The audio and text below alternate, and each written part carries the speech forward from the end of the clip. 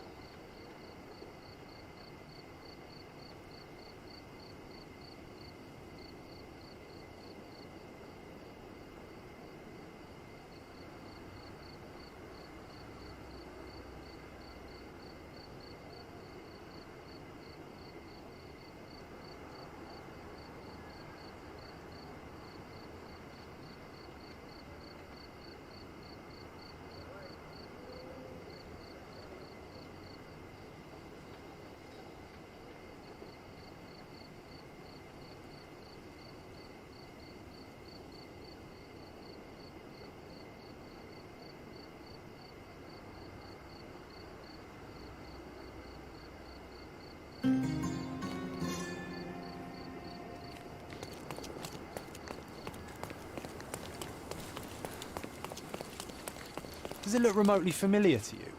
Should it? Concentrate, Sherry.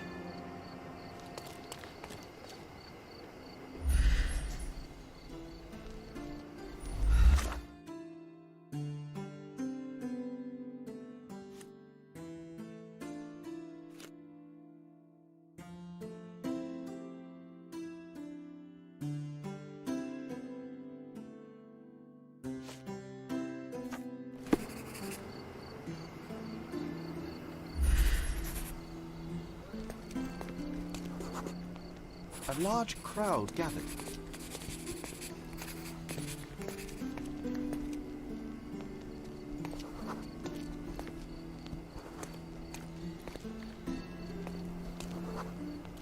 I was here, young and passionate about the truth. Mycroft stood close to me.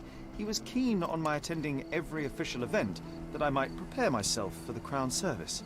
Lucky for you, that was the last time he did it.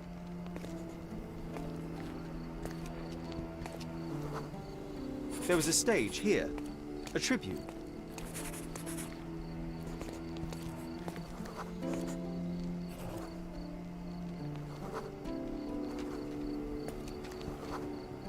The governor gave his speech there. He was lying through his teeth and nobody noticed, or didn't want to, but I noticed. I was extremely irritated by his lies. I shouted my opinions very loudly for everyone to hear. The crowd went wild.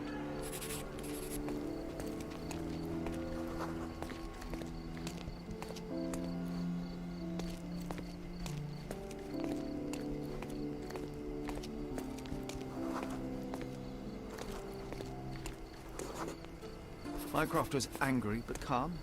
He led me away from the stage.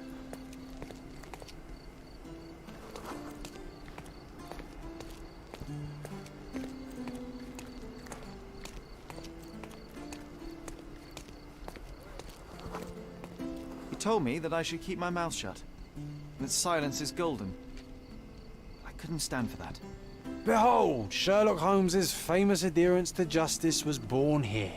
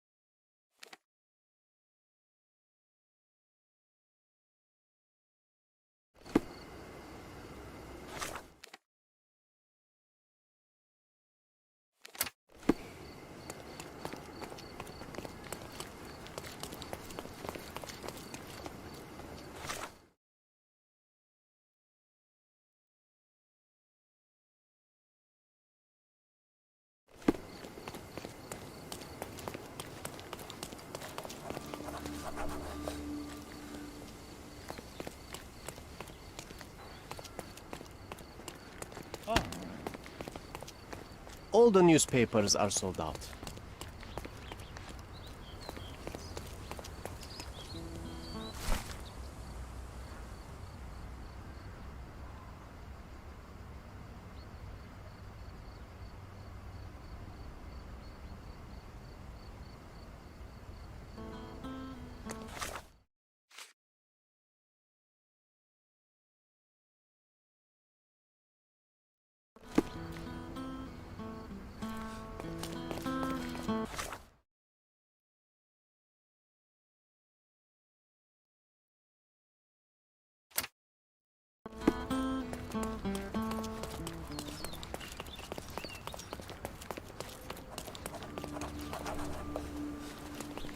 Exquisite furniture for your home. My goods will brighten up your house.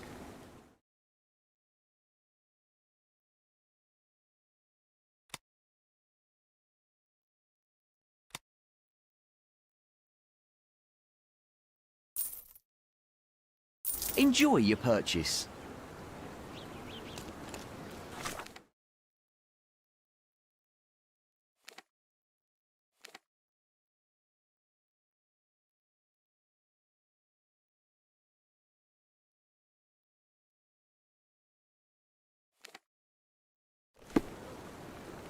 Exquisite furniture for your home.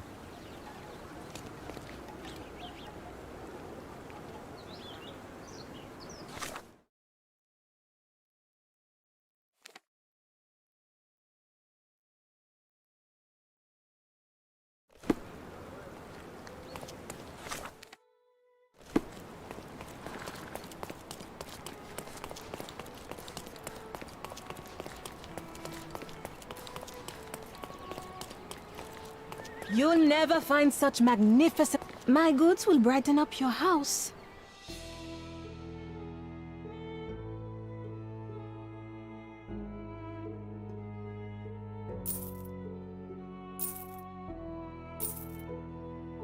Enjoy your purchase.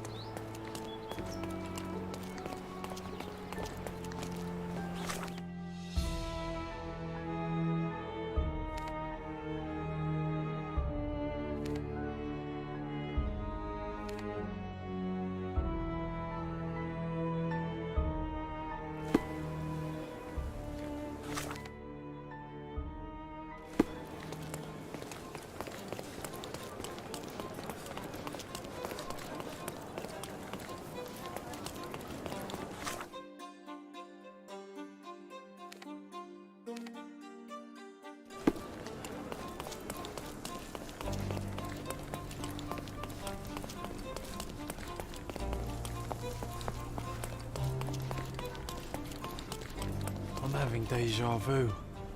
This house seems so familiar.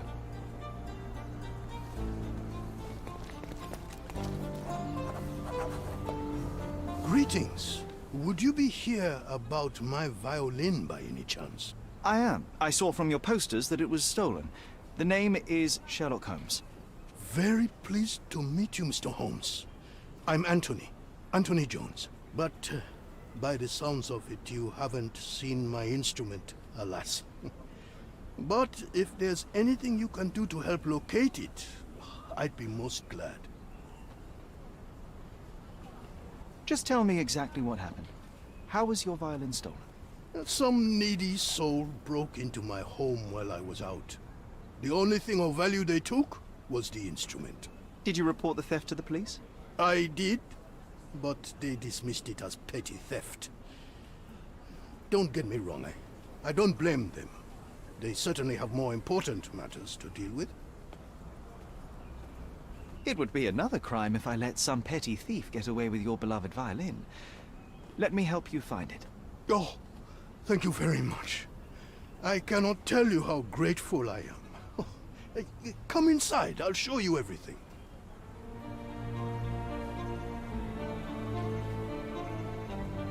Feel free to look around.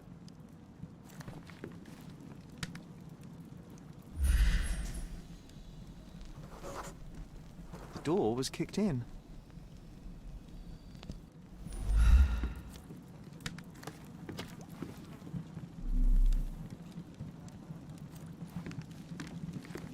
bake apples here.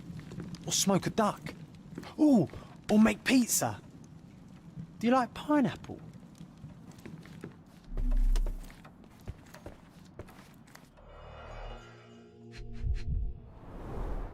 The jagged bottle reeks of cheap whiskey. The thief left the bow. I suppose he prefers pizzicato.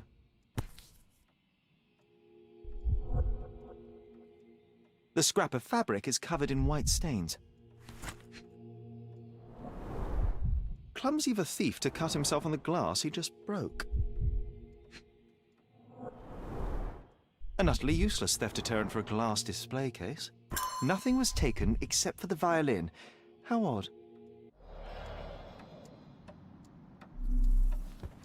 These are intricate pieces of music, quite beautiful if my sight reading holds true.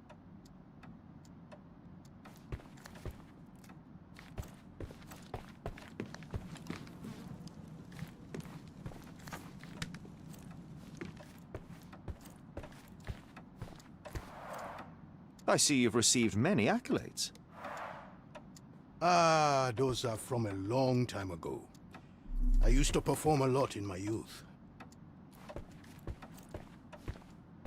This cover is dusty. It hasn't been taken off for a long time.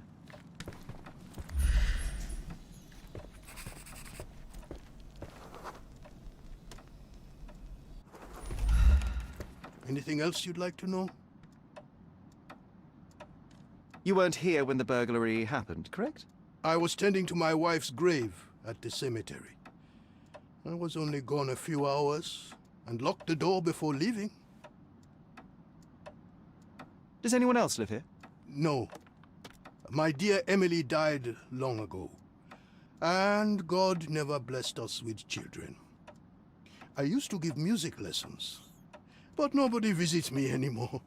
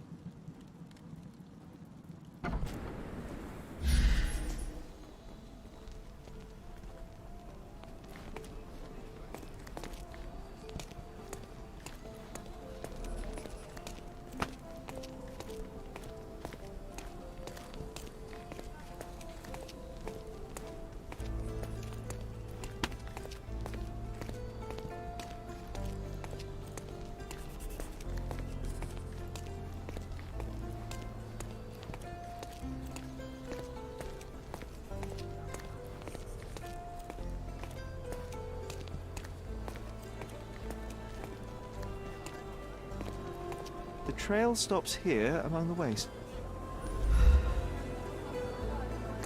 Hello, sir. Would you like some fruit? Fresh from the orchard? I'm not hungry, but I'm looking for a violin that was stolen. Any chance you saw someone with one? Oh, yes, I did. It was sailors, sir. And they were very good customers. They ate lots of fruit, and said that my donkey looks like their friend. Lieutenant Sean. A lieutenant. Did you see where they went? No, sorry, sir. I was helping other buyers. Oh, and sir, the sailors also took my donkey. So I guess they weren't very good customers. They promised to return him, but they didn't come back. My father will kill me if he finds out. So I'm still waiting here for them. Do you know Anthony Jones, the musician? He lives nearby. Of course. Mr. Jones is very kind. He never barters.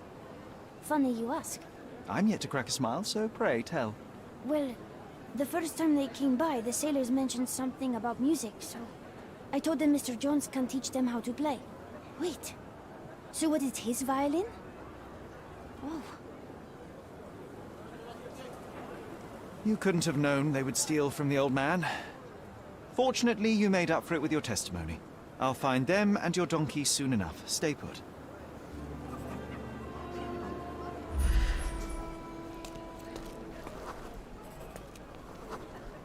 Someone must have seen where they took it.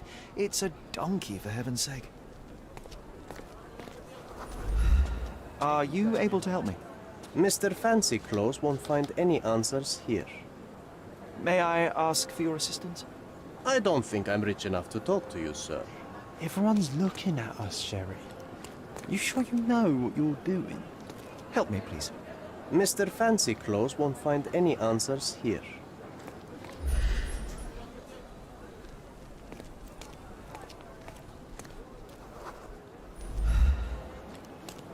Can I ask you a question? I don't think I'm rich enough to talk to you, sir. You obviously haven't thought this all through. Or are you just annoying these people on purpose?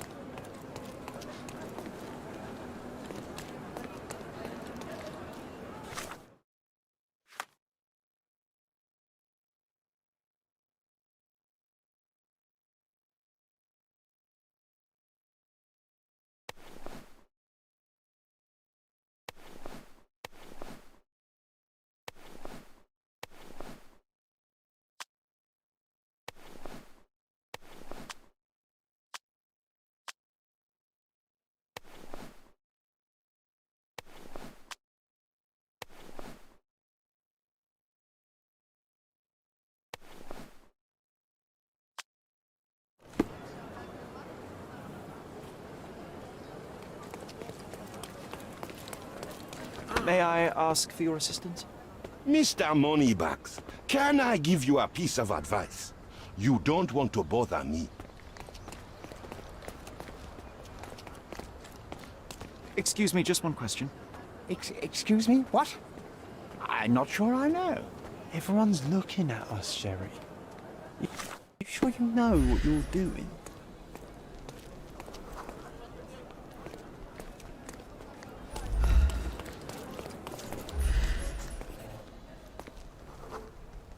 The donkey was being stubborn, but so were they. There we are. The first lead in our asinine chase.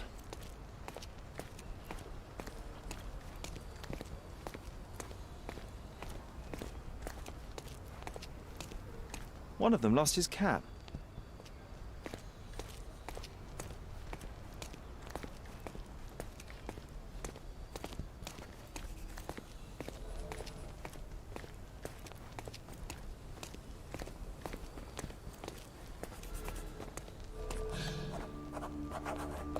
A pile of dung. An act of defiance. I hope it got on their shoe.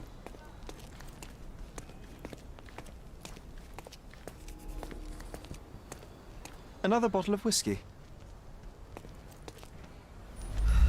Oh, this must be Lieutenant Sean.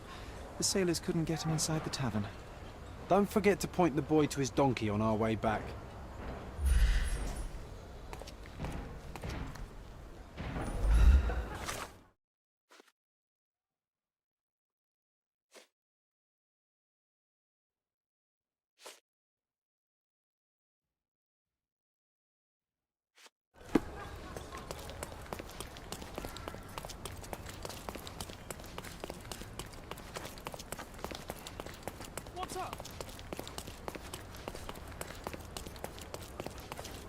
I found your donkey. It's not far from here, outside the Wet Whiskers Tavern. You'd better go after it before someone decides to borrow it again. Thank you, sir. I'll be quick as a flash. Hey, Yusuf, please look after my cart, okay? And don't eat anything. Well, you can have a couple of grapes, but only the small ones. Well done. I look forward to the beautiful reunion.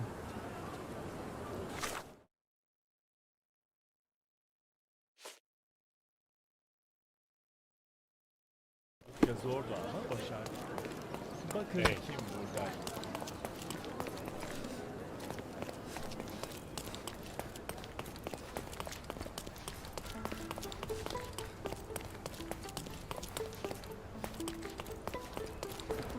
Come on, move! Ugh.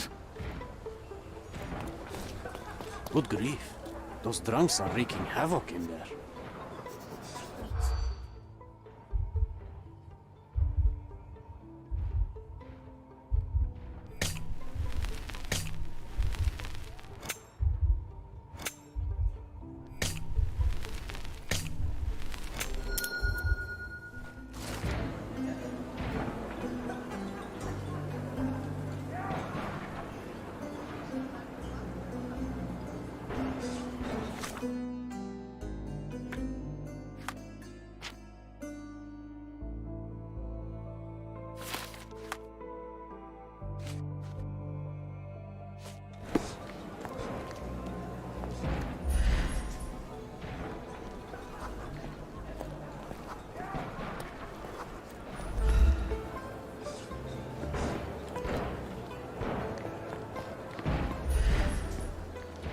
Excuse me, just one question.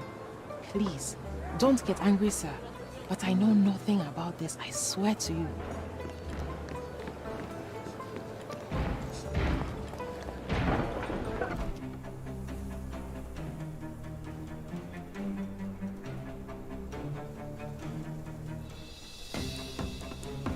Gonna kick his out. Like hell. I couldn't miss the party. No?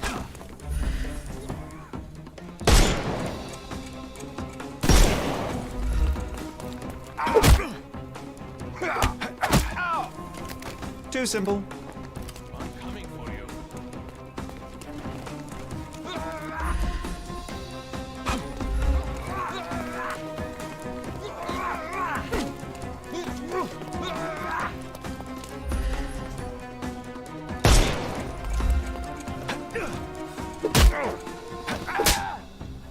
Don't cry, you'll... The snuff's ready.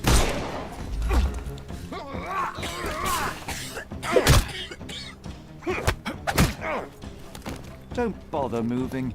You've lost.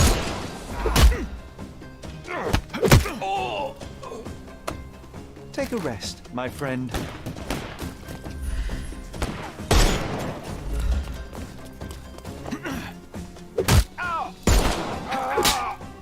Don't bother. Give him the pepper snuff.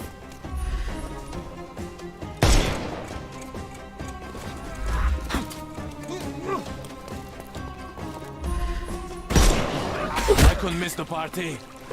Ow! Too simple. The snuff.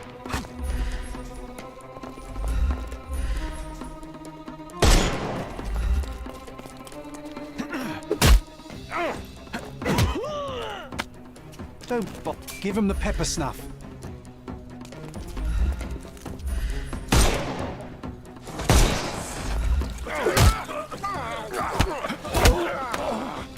Take a rest. The snuff's ready.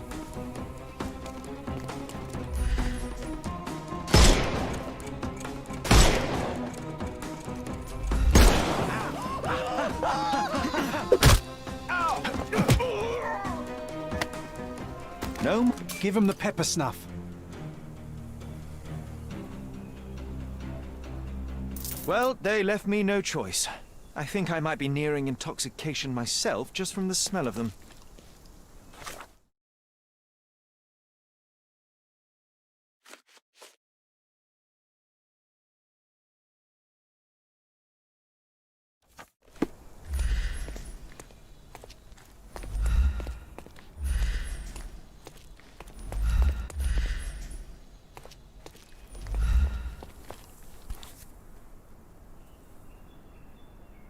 The maker's stamp suggests it was made by a student of Pressender.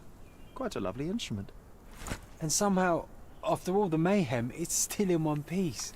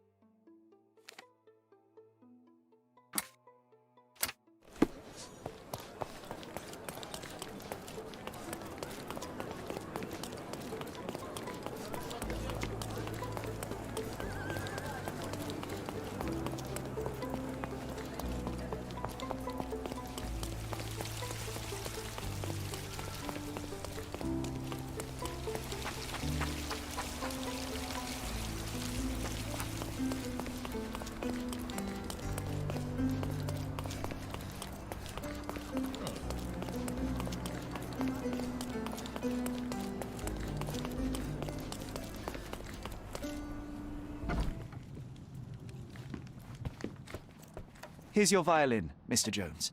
It might have gained a few nicks and scratches, but considering what it's been through, it's a miracle that it's still in one piece. God bless you. I am deeply in your debt, Mr. Holmes. The scratches don't matter. They are like scars, each telling a story. It is the sound that matters. Oh, you should hear her sing. It would be my pleasure. This melody, Sherlock. Don't you recognize it?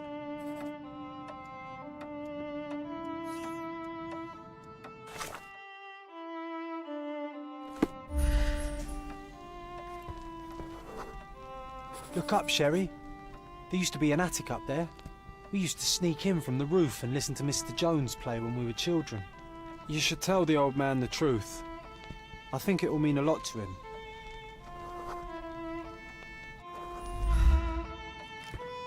Bravo! I'd forgotten how beautiful a violin sounds in the skilled hands of a virtuoso. That, melody, it brought back some memories.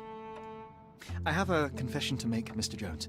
As a child, I used to sneak into the attic above this very room and listen to you play. Spellbound by the music. Oh, so that was you. After my wife's death, it was difficult to pick up the violin again. But knowing someone was listening helped me persevere. In fact, a young man like yourself could breathe a second life into this instrument. It's a remarkable outlet for one's emotion. You should have it. I can't accept that. And, well, I don't play. It's never too late to learn, Mr. Holmes. The way I see it, the violin chose you. Take good care of her.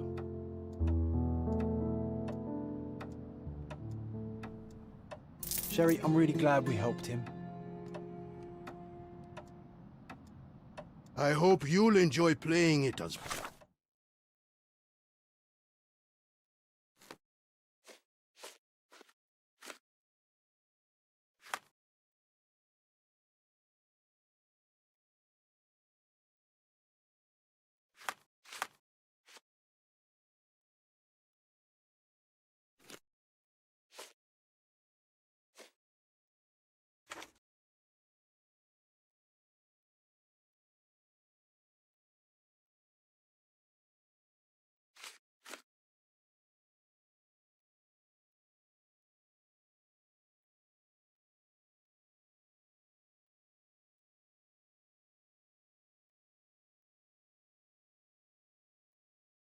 much as I did.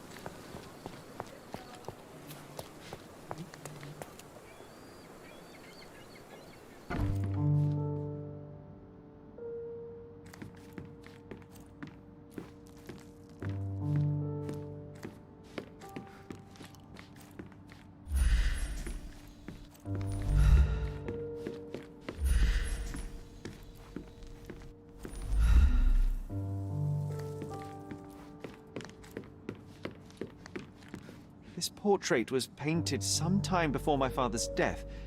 I would guess it's the only depiction of him that remains.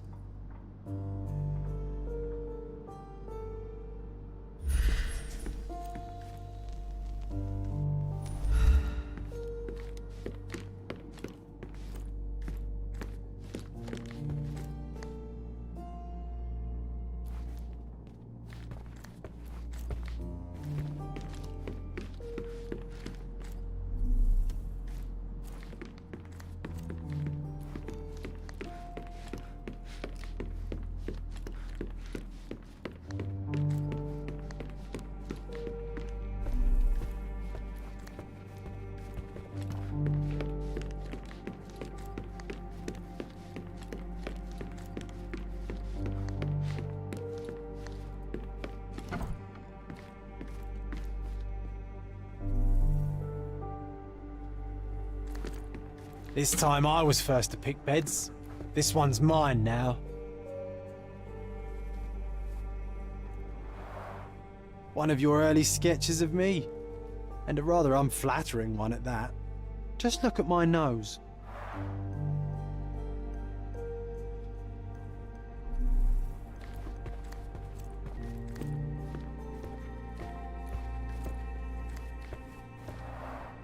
You do miss her. I do. I'm looking forward to learning to play it, as soon as I have some free time.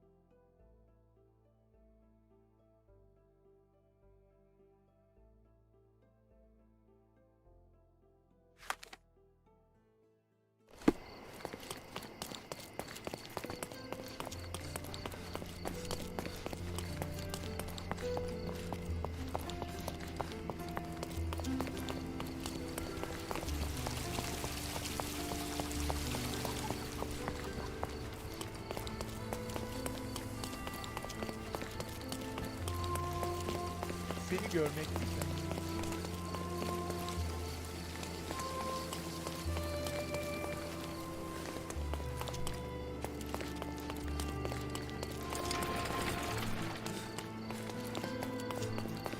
Oh.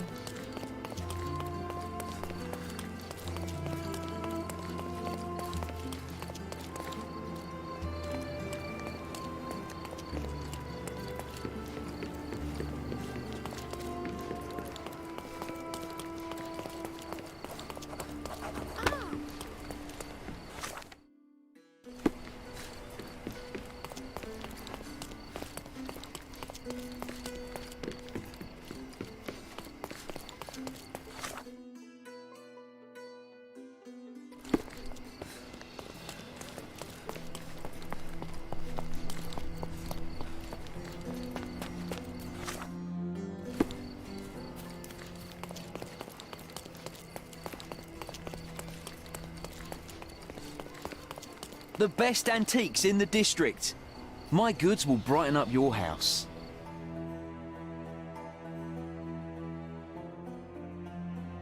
Enjoy your purchase.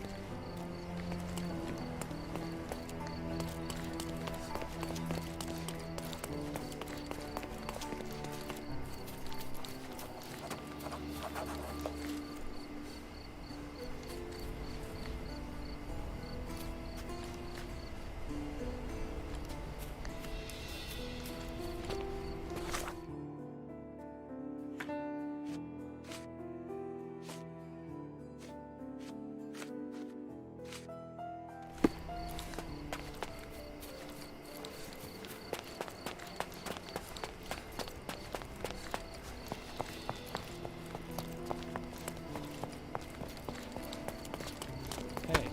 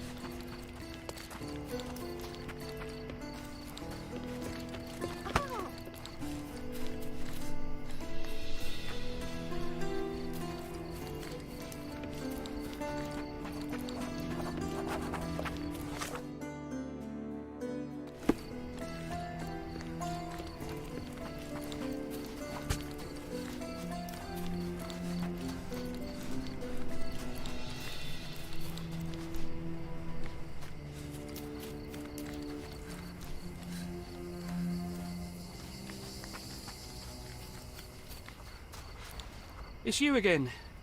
Be sure not to miss any clues. Stark will piece them together, you'll see.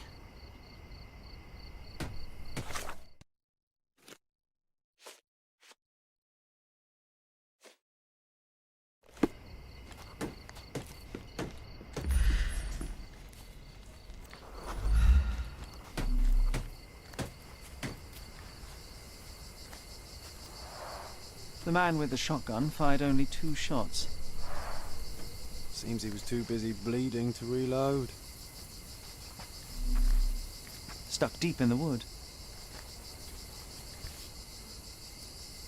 Perfectly balanced for throwing. The blade is very sharp.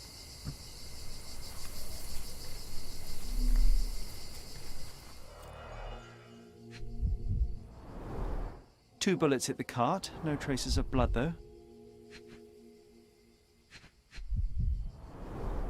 Droplets of blood. Someone caught a bullet here.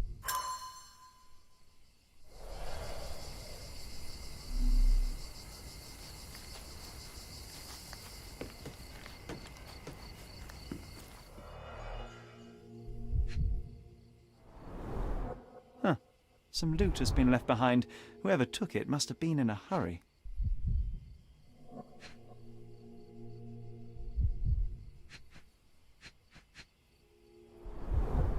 Greed and booze got the better of them.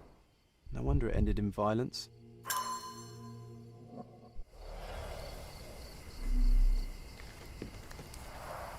Pieces of brass tacks, piranha rounds.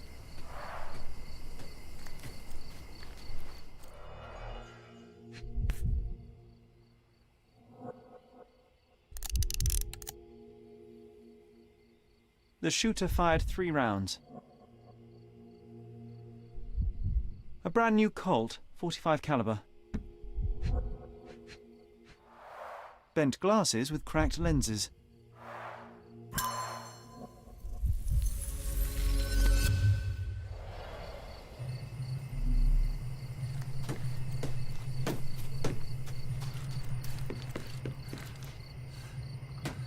Hello.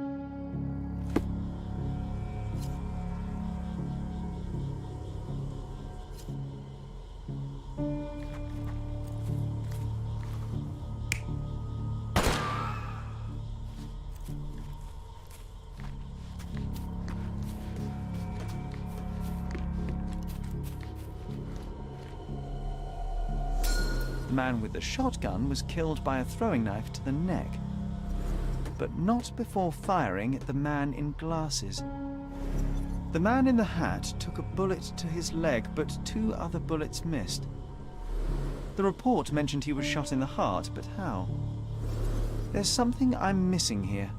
Who could have finished him off?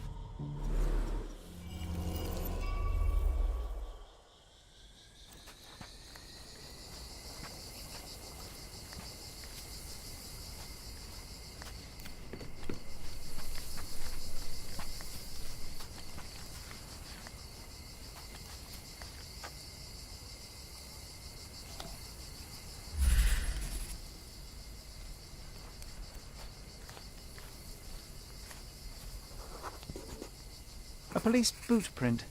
So that's how it ended.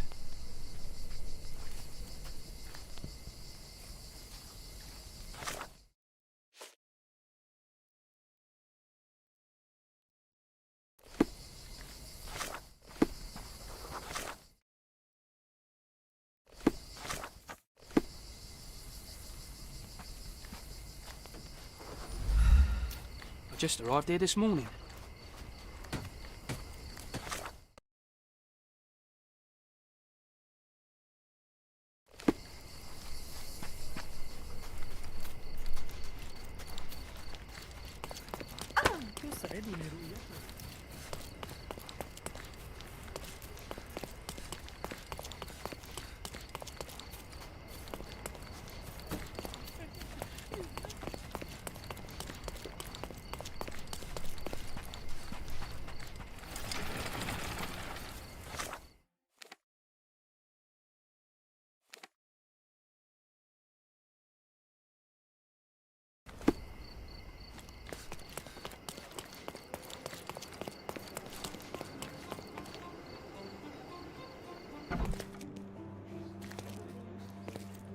I visited the location where the 3 robbers killed each other over some stolen loot, but I wasn't the first to inspect the scene, was I?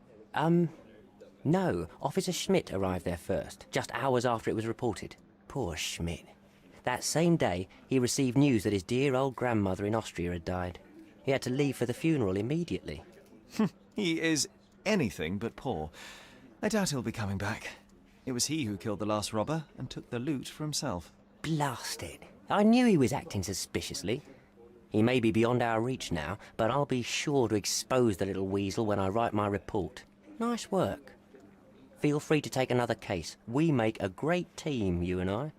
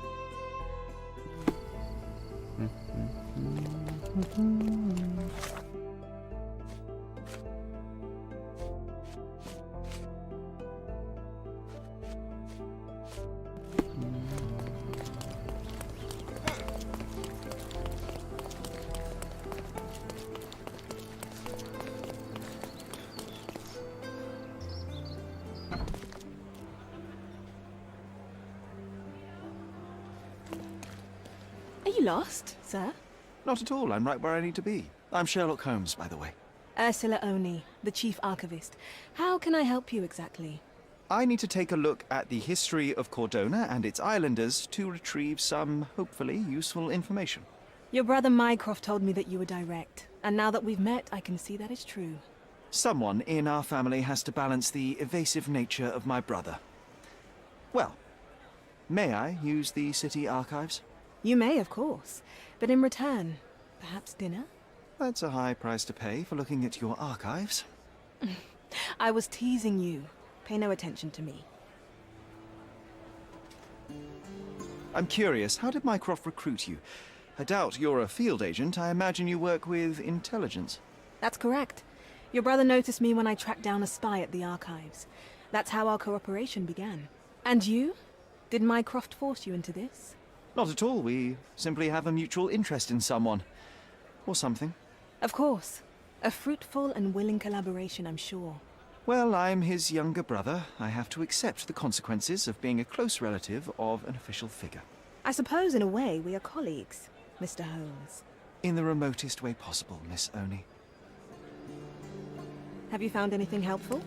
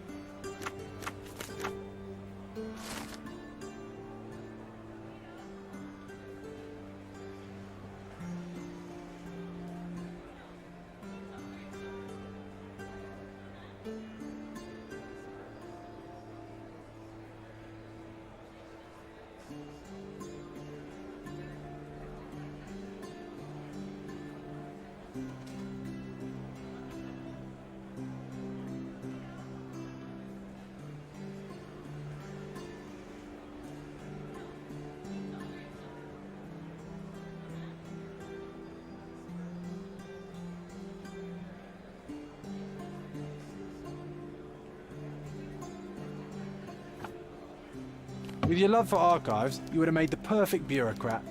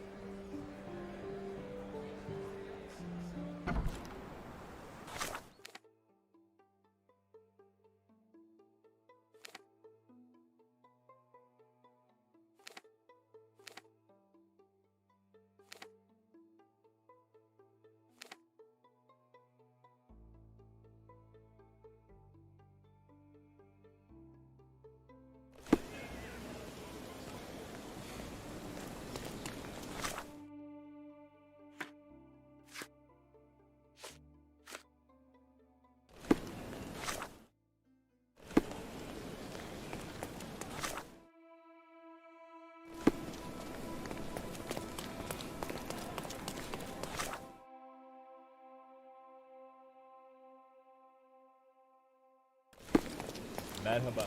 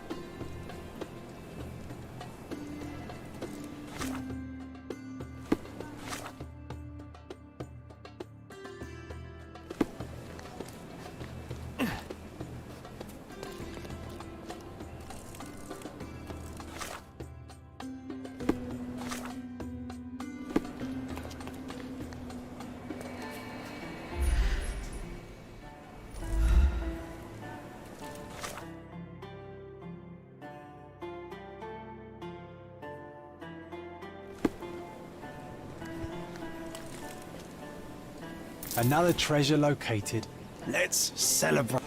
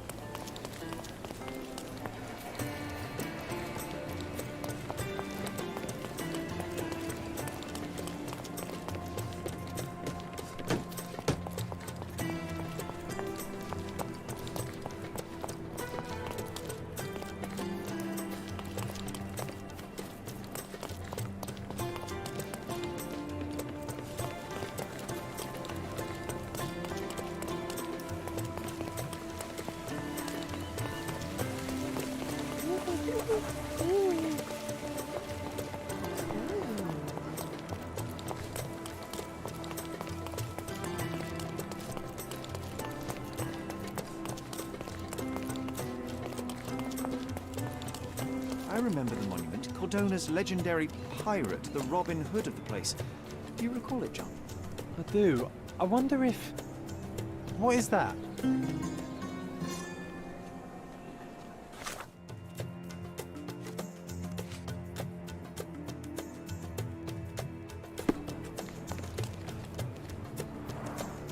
Karim of the Silver Hand, the pirate with a golden heart. I told you I remembered him. Hey Sherlock, I'm up here. Guess what I found? A riddle, and it's about a treasure. Listen to this. What?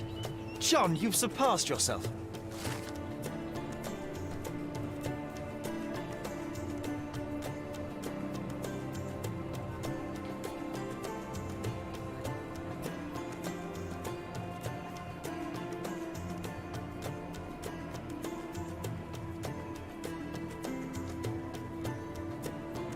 Come on, Sherry. This is just like the old days. Sherlock and John on a pirate's treasure adventure.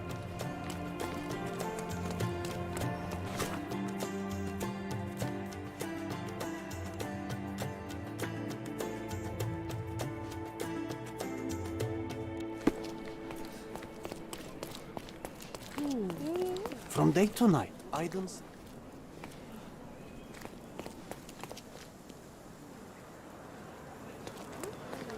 From day.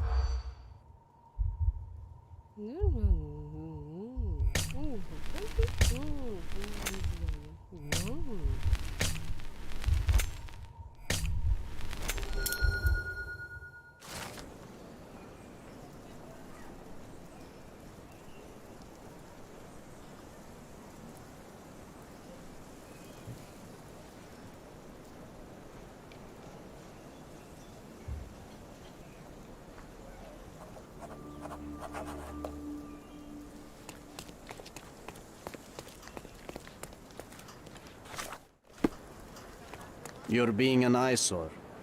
No entry for you.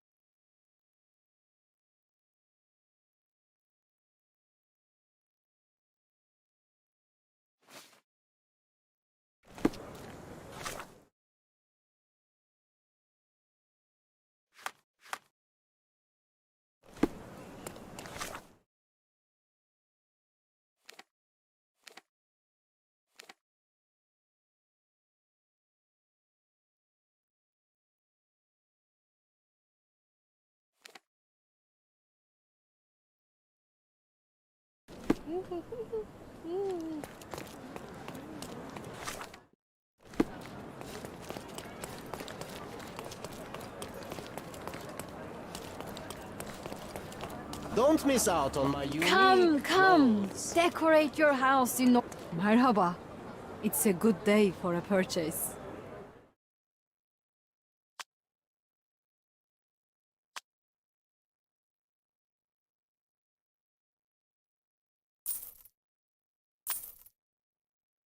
May your purchase bring you joy. Let's pick something that suits you.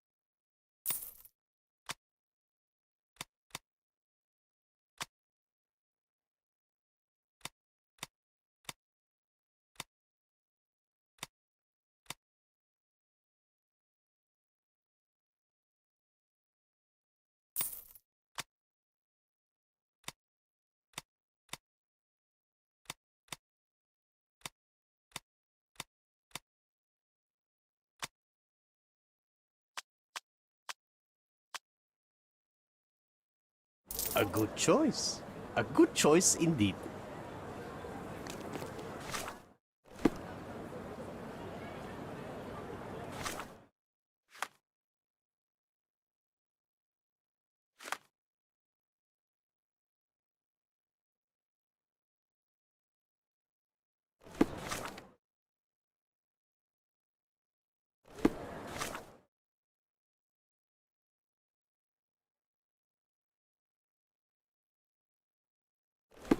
Nice affordable clothes. Don't miss out on the Step best right up. carpets on the island.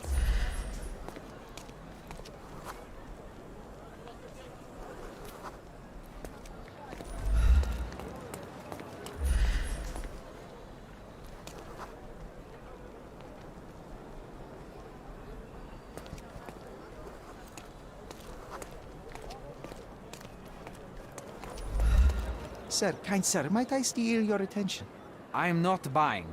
Ah, that is the thing. You won't waste a single mangir.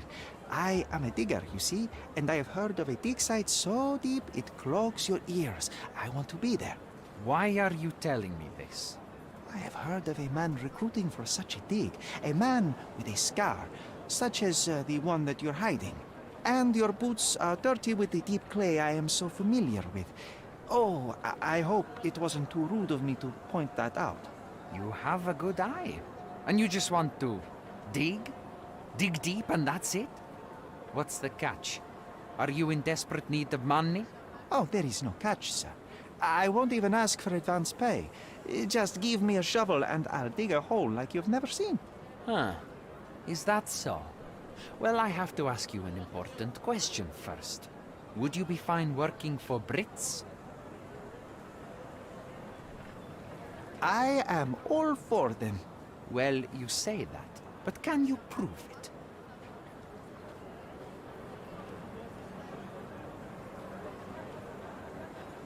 I'll sing you a very special song. God save our gracious queen. Cut it! Or people here will make you their queen. I can also speak in limericks. Please don't. You might be a little bit weak in the head, but a natural born digger with a keen eye is what we need. Take this permission slip and go to this address. The guard will let you in and check with the professor once you're there.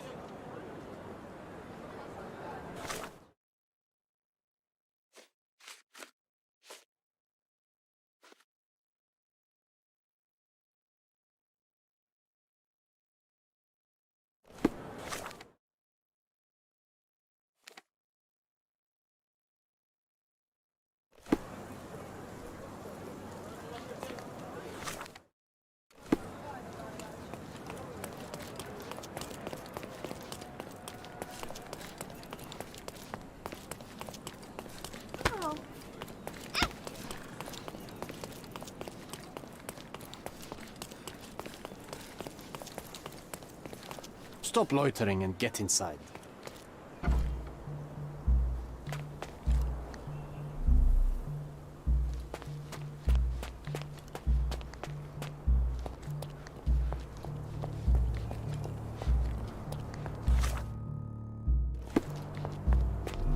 Newcomer, talk to the professor first. He's the old fellow with the glasses and the plans.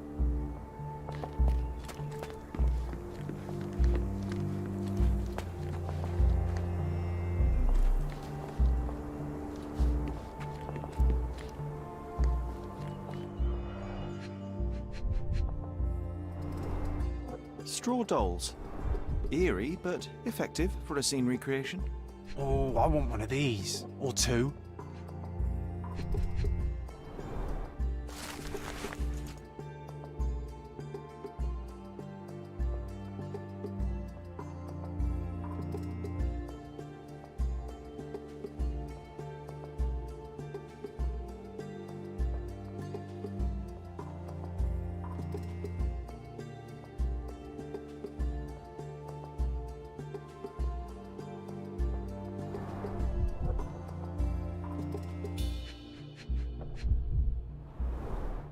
Oilcloth. Won't fade and waterproof. Enough here to make 10 sails and more.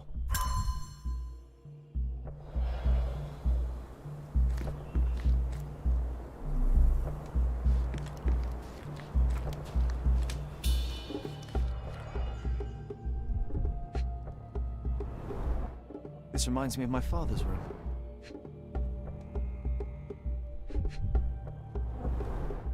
A plan for this whole operation.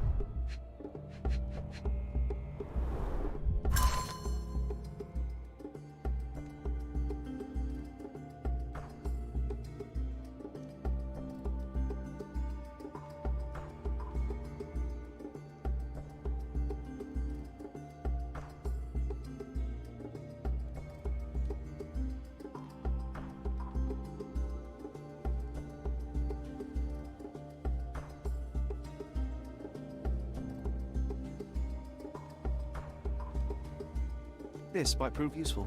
I'll note it down.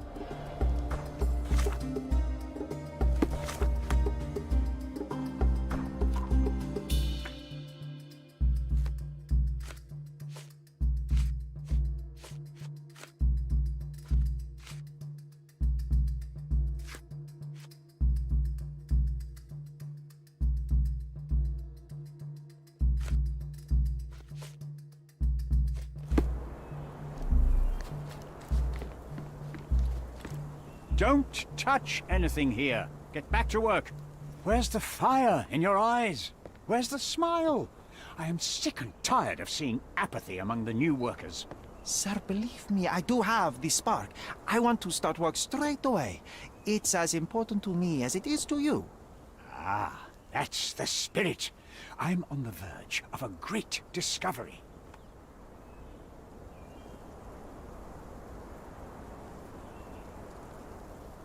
How did you meet me? Don't ask questions. You'll have to find the answers yourself.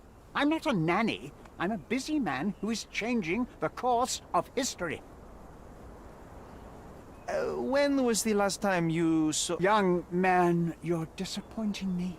I'd like to see a bright career for you as the best digger on the island. Don't ruin it. We'll talk when you find something useful.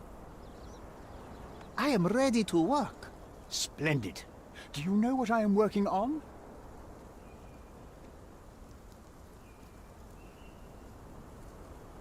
Archaeological treasure. You're hoping to find something priceless, something that will change our history. Bravo, young man. I couldn't have said it better myself. It's true. We're looking for Vitus Lemonius's tomb. I'll help you. That is my goal as a worker. Good. Listen to me carefully, then. I hate repeating myself. I am Professor Swift. We have 3 rules here. Don't touch anything, always return the tools, and don't distract me unless you find something. Sounds simple enough. Are you the only one in charge here, Mr. Swift? Yes, I am the only one, and no one else. You hear anything other than that, it's a lie. People of your kind can have difficulty understanding who's in charge. Take a minute, memorize my face, and then get to work. Oh, I will definitely take a closer look to memorize my superior.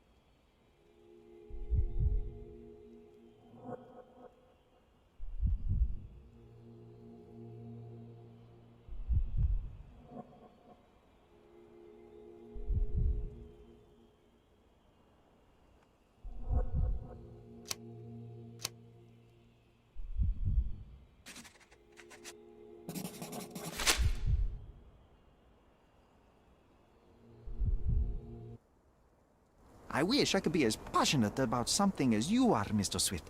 You value knowledge and dedication over everything else. It's a long road, young man. A sharp eye and attention to detail are the only stepping stones along this path. You have to sacrifice everything you love for the larger prize. Exactly. So much in life is superficial. I wish more people would understand. I never heard a truer word, lad. Folk will ignore what truly matters in life, and for what? Convenience. Bold words indeed. I doubt that many scientists would be willing to support their bragging with fieldwork. The academic world is full of restrictions. Our honorable professors are too afraid to dirty their hands. God forbid if they have a stain on their shirt. You can follow in my footsteps. You can start learning by returning to work. Show me what you can find.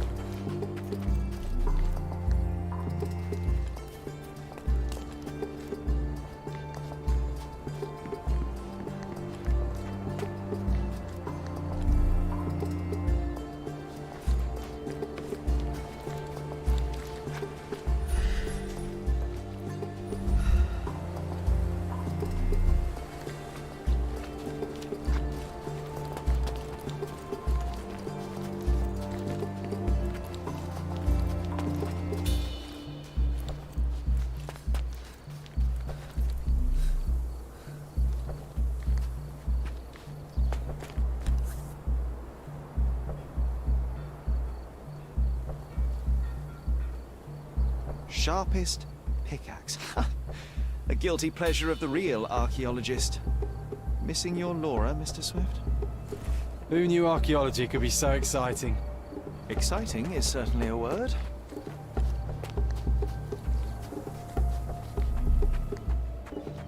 Swift lost his temper when he learned what happened to the statue.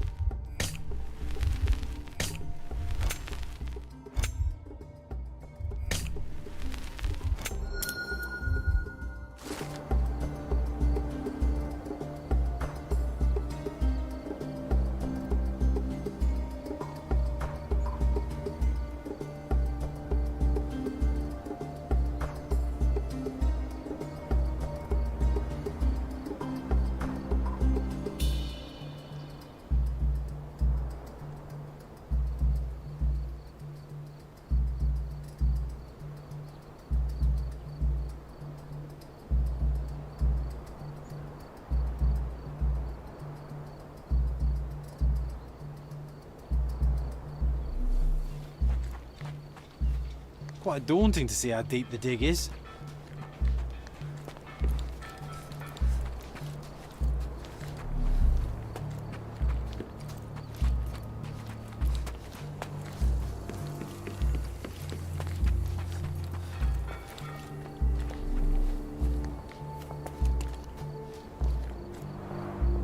Somehow the text remains legible. Let's see if I remember my Latin.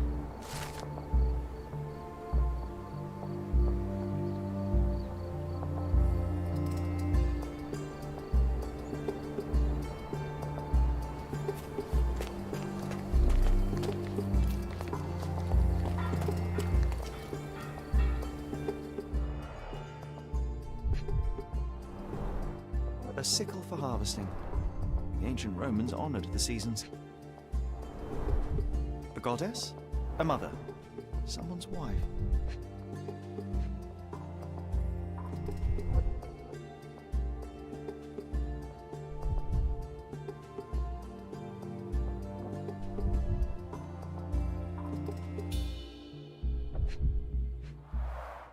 There were 4 statues here originally.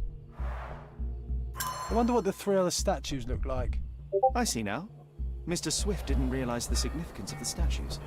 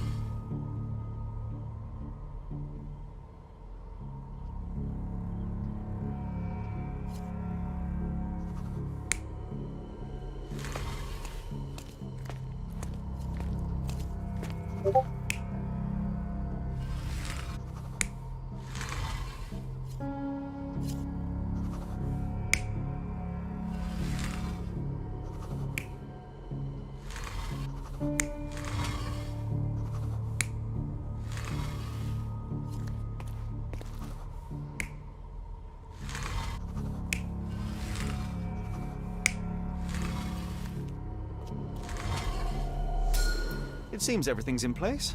Now, let's see what this has to tell us.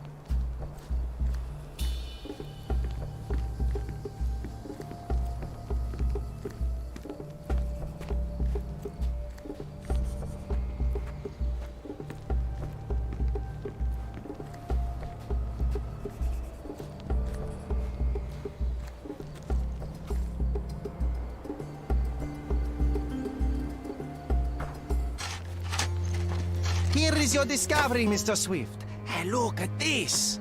What have you found? Don't let anyone touch anything there. Eureka! I found you, my friend.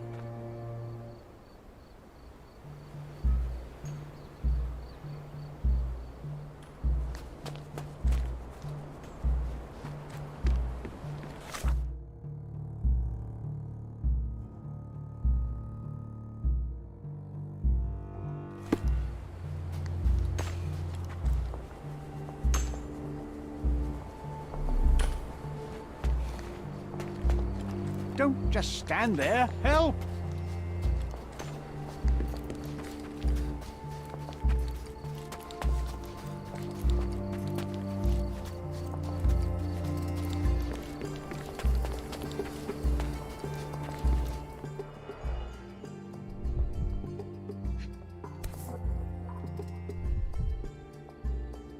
A box of darts.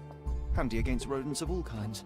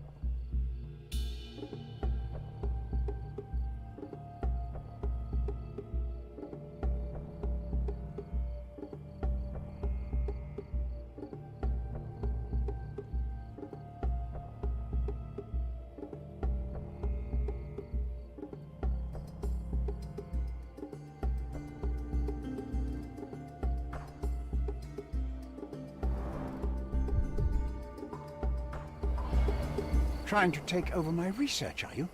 I come here to pick up my diary, and I find you snooping around. Explain yourself. Mr. Swift, if that were true, I would have been on my way to the newspaper. My name is Sherlock Holmes. I didn't have a chance to introduce myself properly. Outrageous! You deceived me, sir. What is the reason for your being here? Who sent you, Mr. Holmes? Theodore Gilden's premature death brought me here. Theodore is dead? How can that be possible? I'm thinking of all the possibilities, and I'm not crossing out anyone who might have been involved. Even his elephant. The land you're excavating belongs to Mr. Gilden, does it not? Did I hear an accusation? I have nothing to hide. You can ask me whatever nonsense you've prepared as a token of my diminishing respect towards you. Very well, Mr. Swift. I appreciate your cooperation. When was the last time you saw Mr. Gilden? A couple of days ago. We discussed the site. I believe in the tomb and its secrets. Theodore's patience was stretched, however. He was already inventing new projects. It wasn't a long conversation. I suppose that his daughter will inherit everything now, along with all of the eccentricities and problems. And not forgetting Goliath. Eccentricities and problems, Mr. Holmes. One of many. Were you at the site this morning? Affirmative. This project is taking a lot of my time, as you see. I spend more time underground than on the surface. When did you learn about Theodore's death? Just now. You just told me. And you aren't surprised, shocked? I won't tell anyone if you shed a tear or two. Weren't you partners, after all? We were. And it is a real shame. But I've seen too many deaths in my life, Mr. Holmes, for the news to truly shake me. Will you allow me to return to my research, or are you insisting on remaining an obstacle? Oh, I haven't even started yet.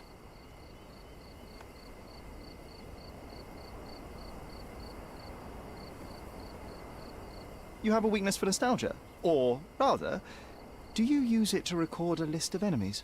Young man, you need to check your moral compass. Reading another person's diary is a sin in every culture that I can think of. But you aren't answering the question. You've already read it. Why bother? I simply record my life to keep my memory clean from misinterpretation. Letters and pages don't lie. But the writer of the text can. With this book, you attempted to plan an attack on the elephant? Your insinuations are out of place. Goliath is a frightening animal. All I wished to do was to understand the creature. As any scientist would do, I researched, analyzed, and drew conclusions. And what conclusion did you draw? That Theodore Gilden made the animal miserable. He couldn't provide the proper environment for the beast. My interest in the subject ended there. What's with this box of darts? Is it for a scientific argument? A little darker than that. Rather for killing the kind of rodents that might nibble a nose or a toe in your sleep. Let's just say I have to protect myself against a larger animal, such as an elephant. Might it be enough to stop it, make it faint? If I were you, I wouldn't bank on...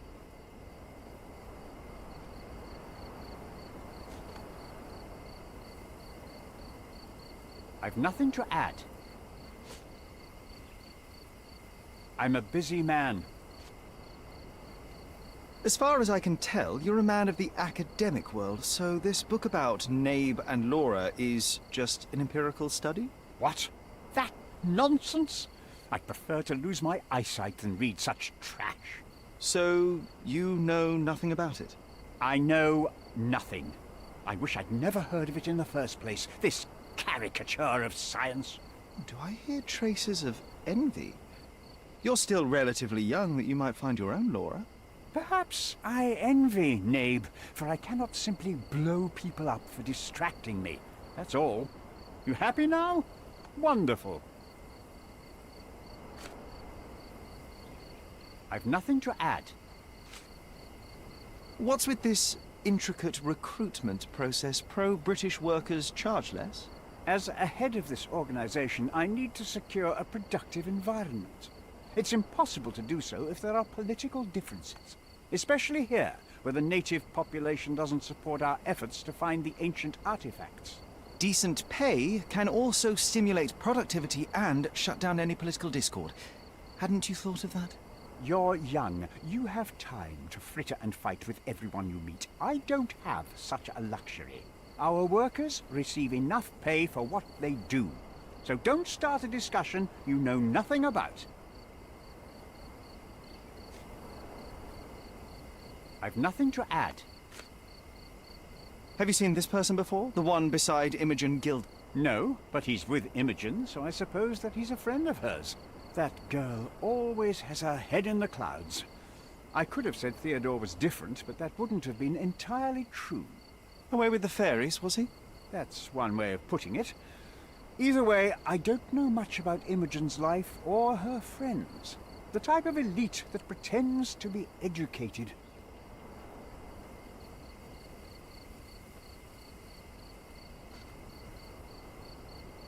Did this plan cause a rift in your business relationship with Theodore Guild? Nothing like that. Admittedly, we didn't share a common vision of what is more important, the past or the future. In my opinion, we can't build a future without knowing the past. So you wanted to save the tomb of Vitus here, or perhaps your control over the research? Only the knowledge that rightly belongs to humankind, nothing less and nothing more.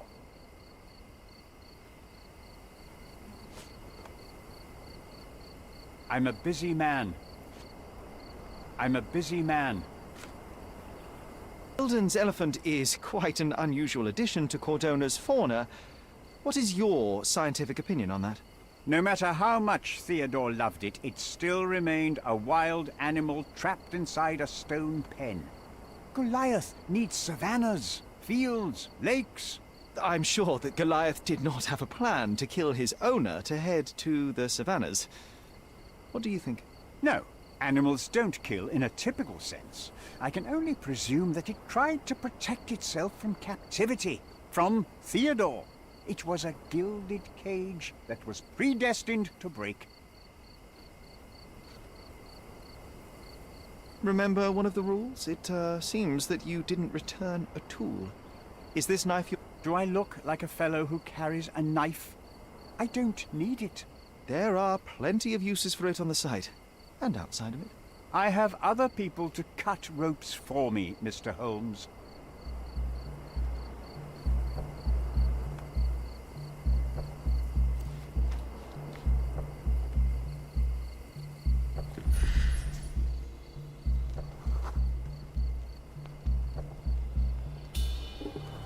Be swift.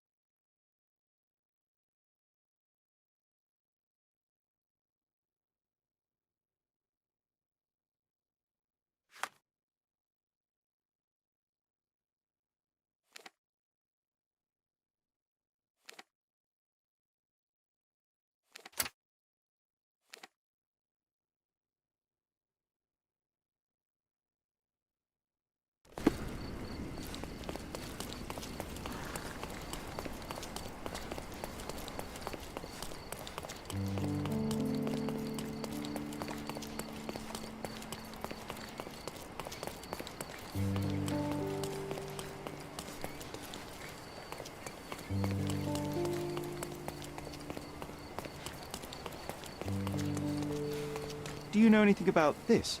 That's a question I can answer.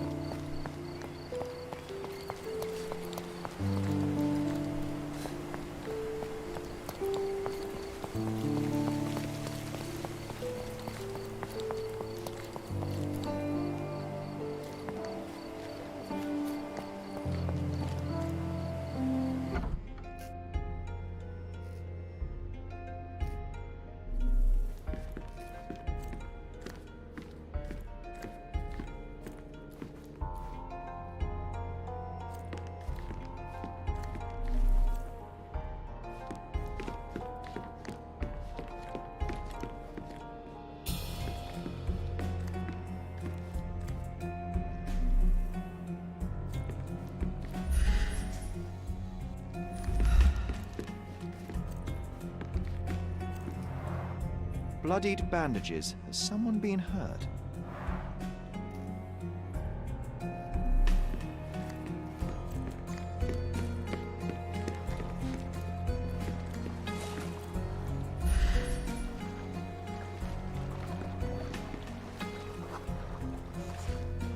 The Champion's Whirlpool. Pool's bread and butter.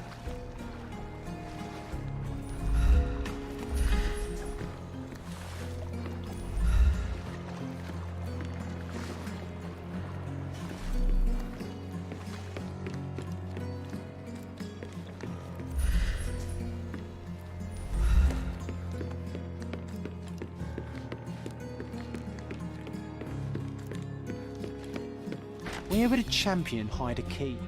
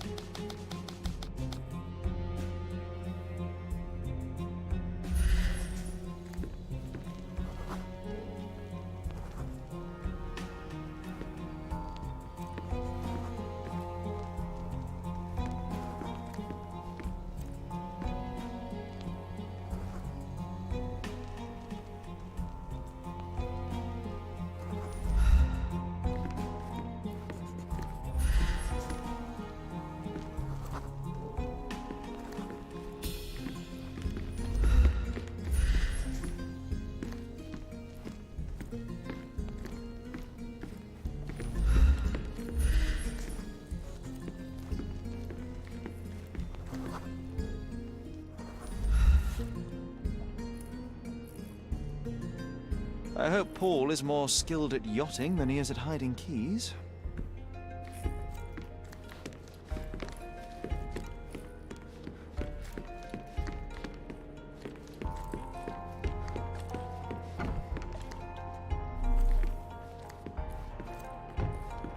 A foghorn to navigate and warn others at sea. It should have a warning to cover your ears.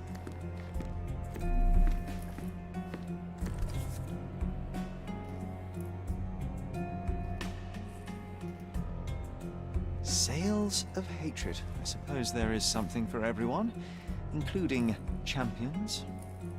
Hey, a word about the trilogy. Right then, you literary expert, you, what was so important about these books? Or did you simply need some kindling? It's inspirational. I have a plan.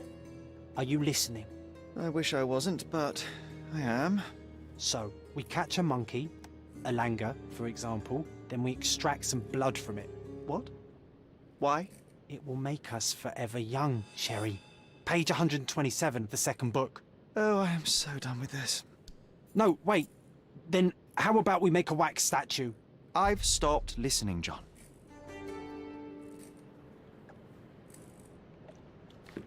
We can become pirates and show them what should be stored in here.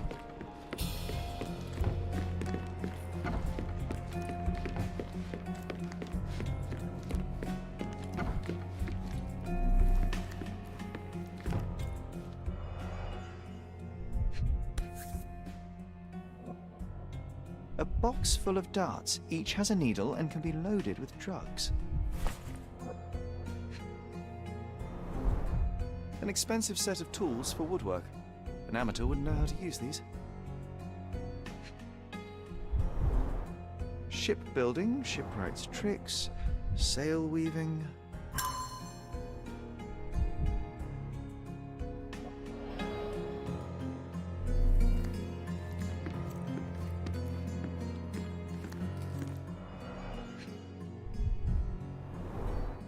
To earn big, you have to spend big.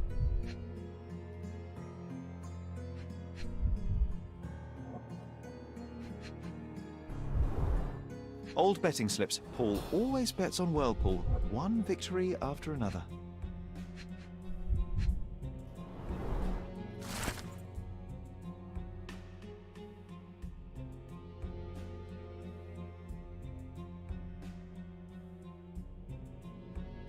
Mr. Gilden wasn't afraid to get his hands dirty.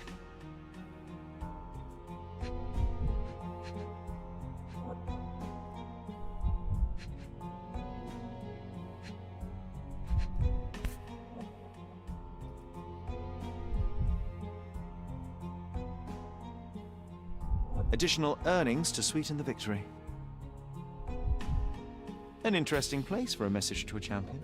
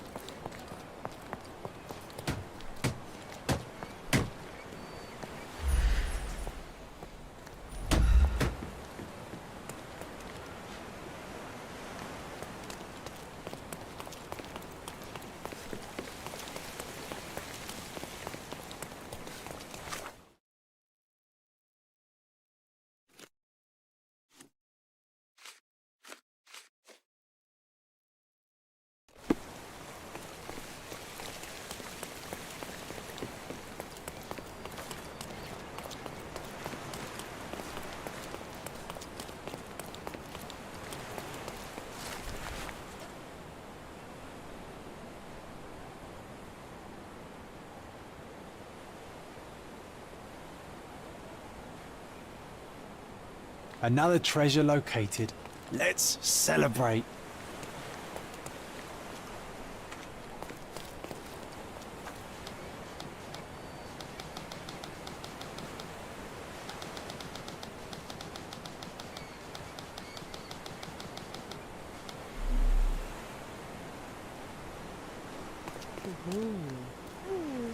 Are you able to help me? I cannot be of help, sir. Someone else might know better.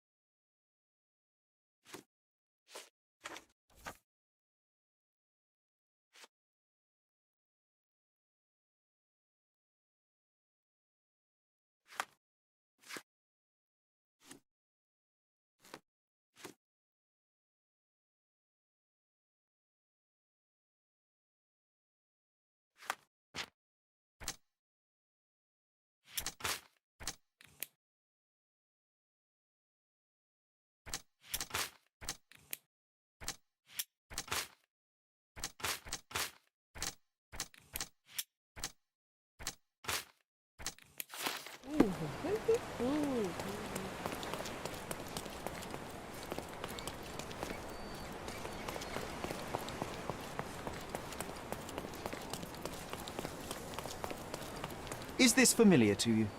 I can't help you with that, sir.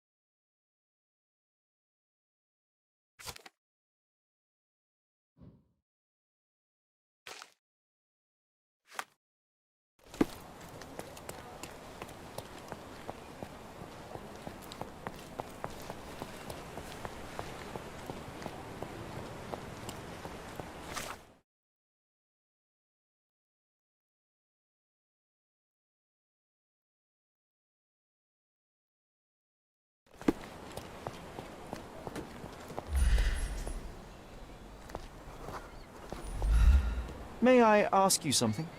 I can't help you with that, sir.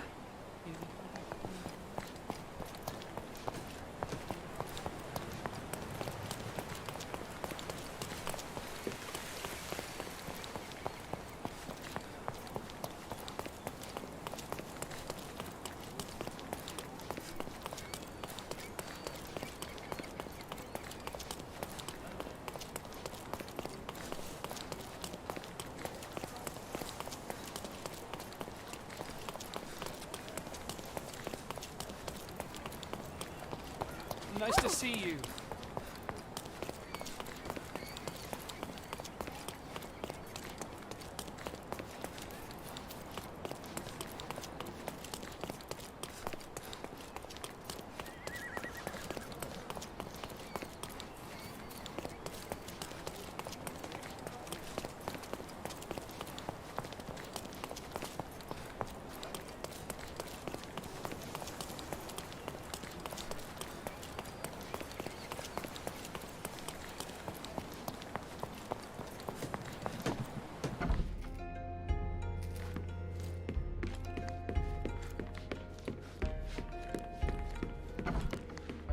Bloodied bandages.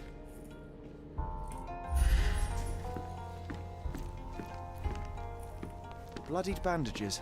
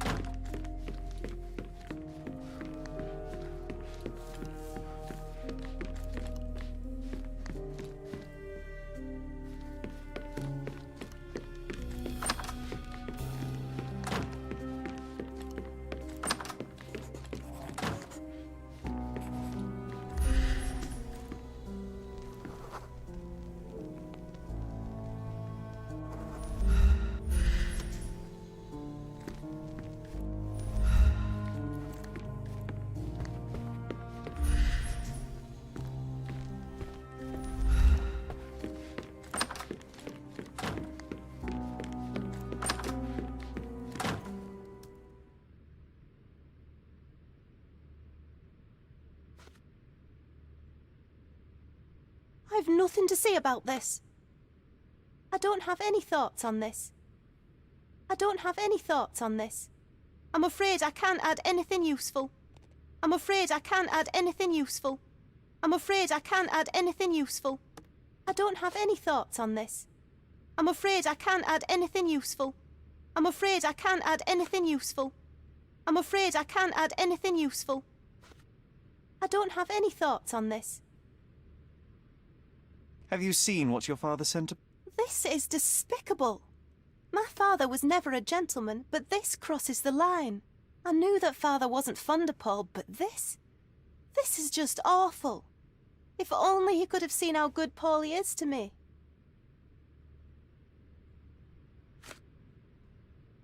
Are you aware that Paul smuggles drugs for a dangerous gang? Mr. Holmes, I've already told you. I call him a pirate in play. He's not an actual pirate. He's a champion and a brave gentleman, not a thug. Let us agree to disagree on that. But don't be surprised if one of his clients knocks on your door.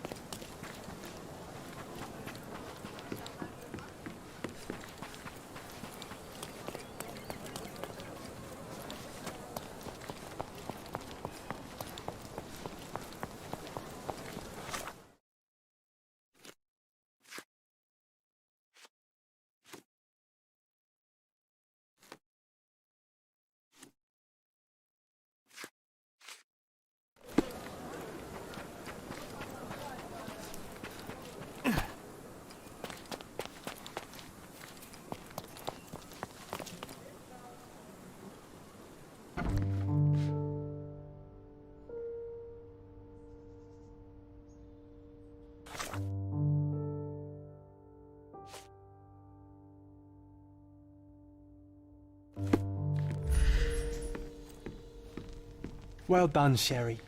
The hall now looks much as it did in our youth. Brings back fond memories.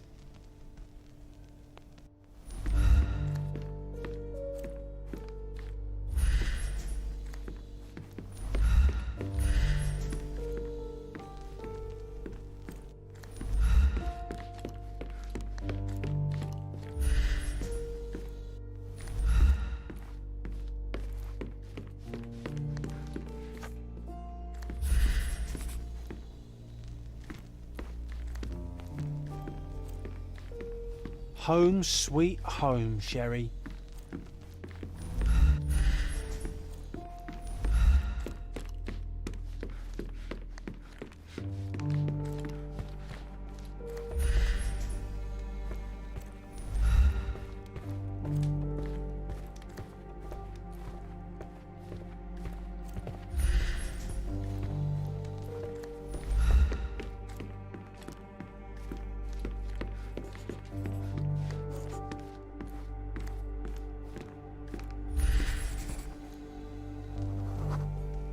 We used to take a shortcut down the banisters, much to everyone's annoyance. Oh yeah, what fun. They had to fix these handrails several times. I wouldn't try it now, Sherry, tempting though it is.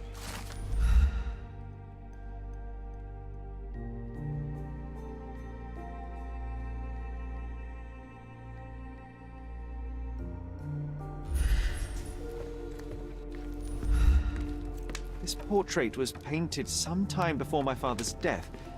I would guess it's the only depiction of him that remains. Home sweet home, Sherry.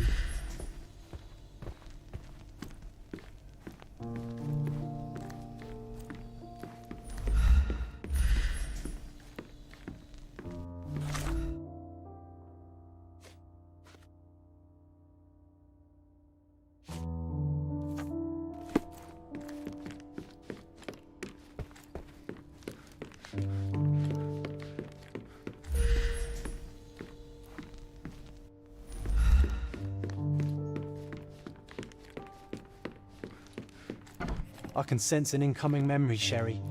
You?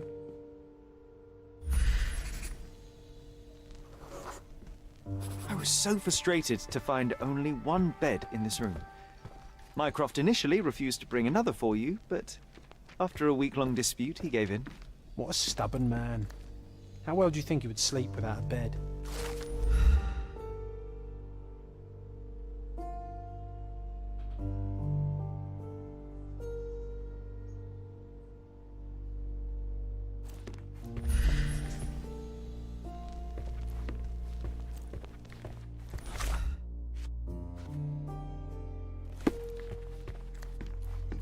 Sharp and well-balanced. It would be a pity to leave such a tool behind. Sharp and well-balanced. It would be a pity to leave such a tool behind. I will need a proper outfit to match this. I will need a proper outfit to match this.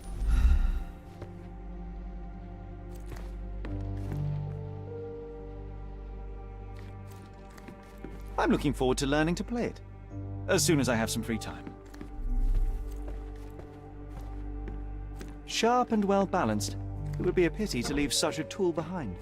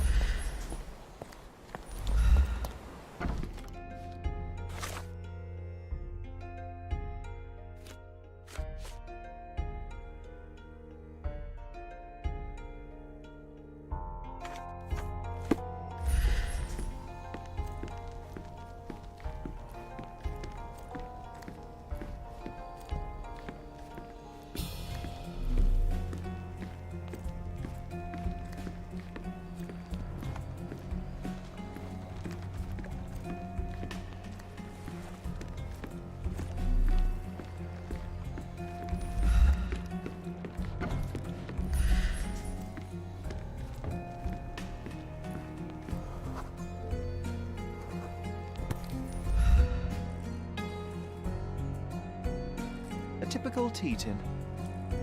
Undeniably psychotropes. Not for toothache, I think. I wonder what he has for biscuits.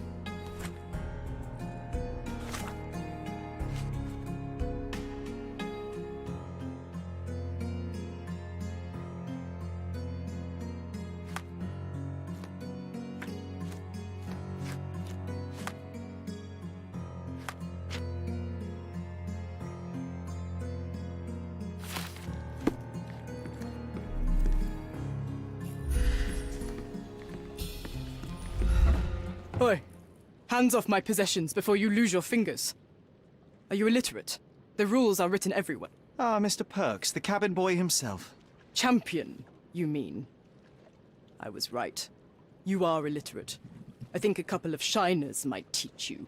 One last chance. Who are you?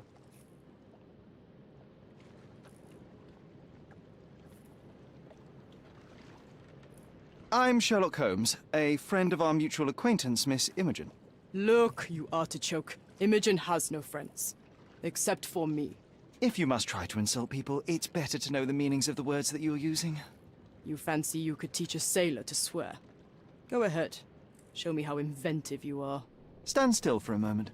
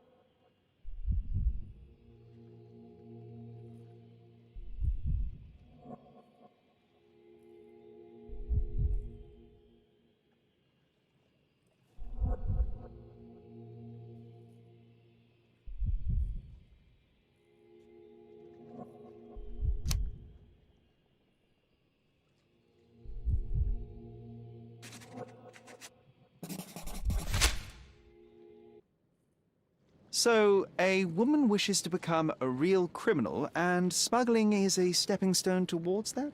Is there not enough prestige in yachting? Or is it easier to compete with other fools like yourself? Everyone has a starting pistol, just shoot and run. Don't say a word.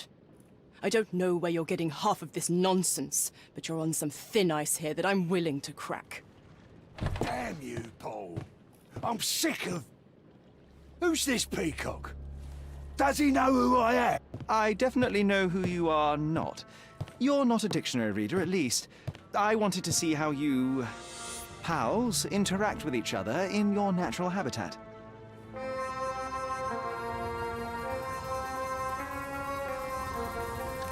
But I'm afraid I have to interfere.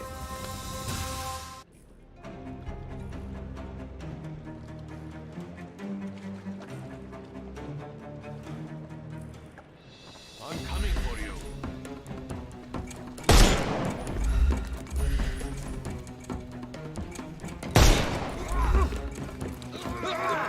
I couldn't miss the party. Oh! I couldn't miss the party. I'm coming. Don't bother moving. You've lost.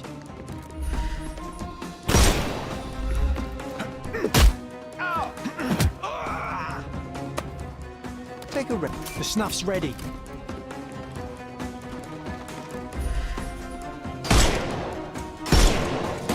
You can overcome the brute now.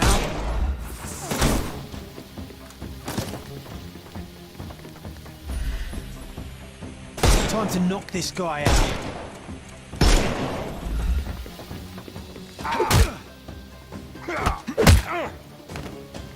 Too simple. Give him the pepper snuff.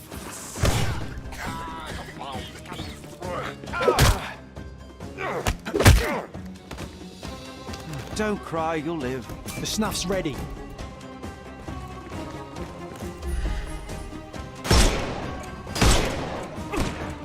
It's all yours now. Go.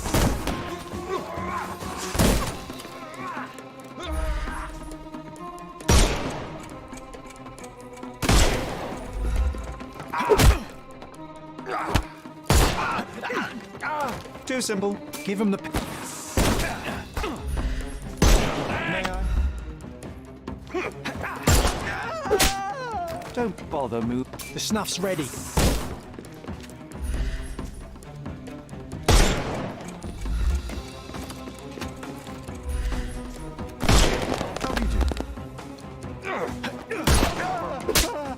Too simple.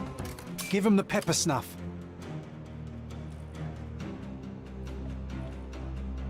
And there's no reward for risking our lives. Paul's explanation will suffice.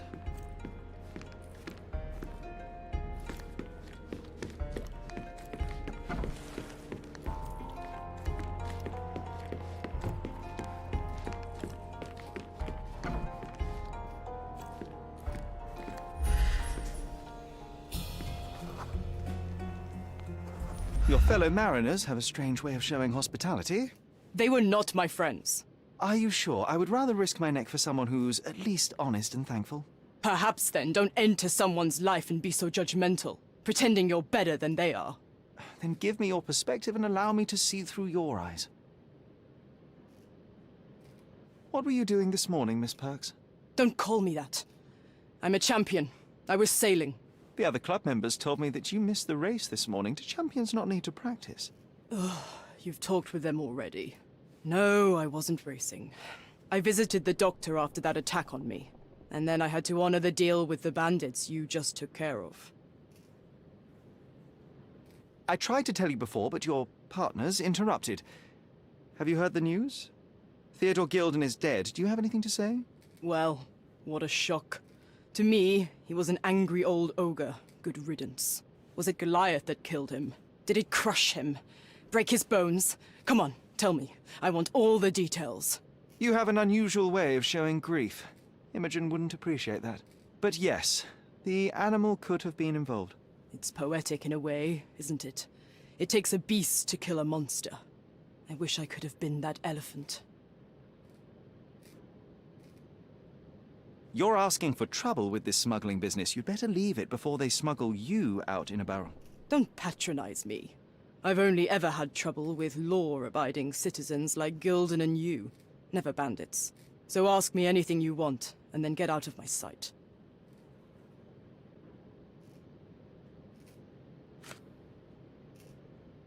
I don't know what this means. I don't know what you're suggesting. I'm clueless. I don't know what you're suggesting. Imogen doesn't strike me as an industrious young lady, so I find it strange that she was busy packing up all her belongings when Mr. Gilden died. That's some favorable wind in your sails, isn't it? Is it so suspicious that a couple might embark on a trip? I wanted to thank her, so we planned to go traveling. A Theodore-free place, without elephants. The timing of it is suspicious, however. Your lady friend becomes an orphan and heir, and there's a planned trip directly afterwards. An improvised romantic dinner will never please a spoilt girl. A planned voyage might. It's not spur of the moment. I'm clueless. I don't know what this means. I'm clueless. I don't know what you're suggesting. I don't know what this means. I don't know what you're suggesting. I don't know what this means. I don't know what you're suggesting. Likely just another strange and wrinkled fellow like old Gilden was. Perhaps this swift person has a rhino, and they wanted to see which pet was stronger. In other words, I don't know who he is, but I bet he's crazy like Theodore. I doubt that court owner has ever boasted a battle arena for that size of mammal. You have an interesting imagination.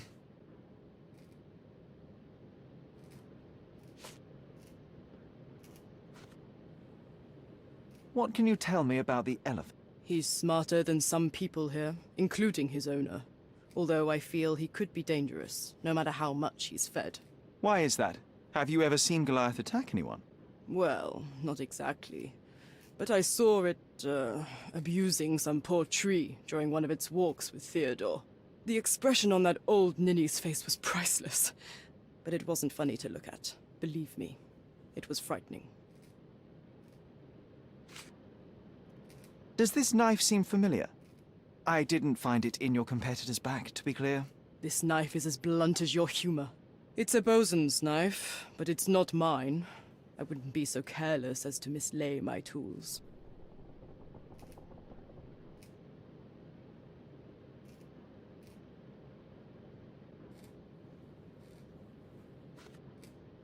A charming picture. I've heard that champions do often pose with their trophies.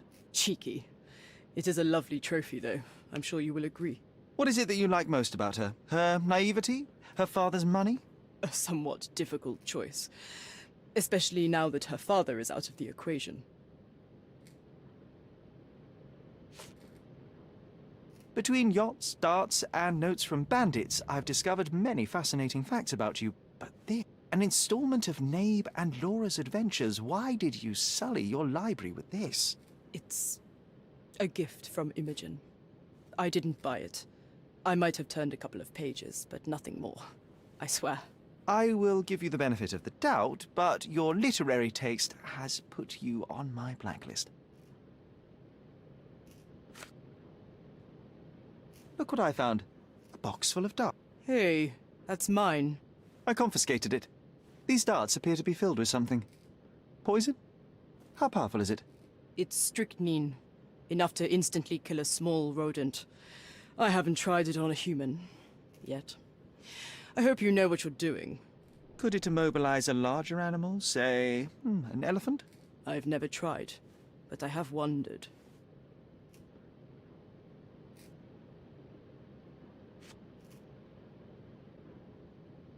It seems as though Theodore Gilden hung a sword of Damocles over your life and career. Were these only words, or something more serious? Check my forearm. Pulled muscles and bruises. Small cuts. Nothing that you could call serious. I doubt that a man in his late 50s could wrestle you. It wasn't him. He behaved like a rat and hired brutes. His boys tried to lock my hands behind my back, but I was faster and I escaped. Was he so protective of his daughter, or was it your feminine secret that provoked him? My guess is that he was protecting his property. As he saw it, he owned Imogen, and he treated her like a piece of furniture. He didn't want his daughter to be loved by anyone.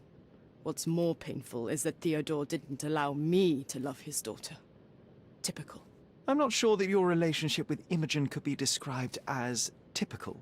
Are you afraid of a woman in trousers? Now that's typical of men.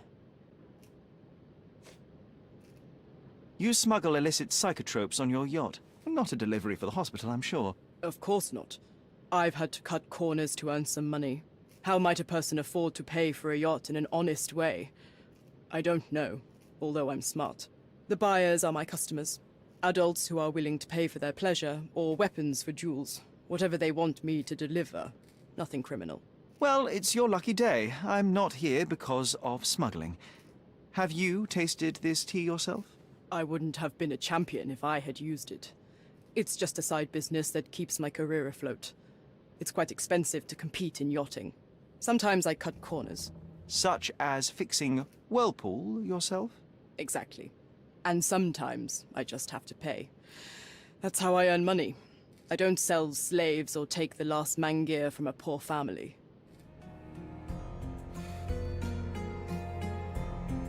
Just be quick.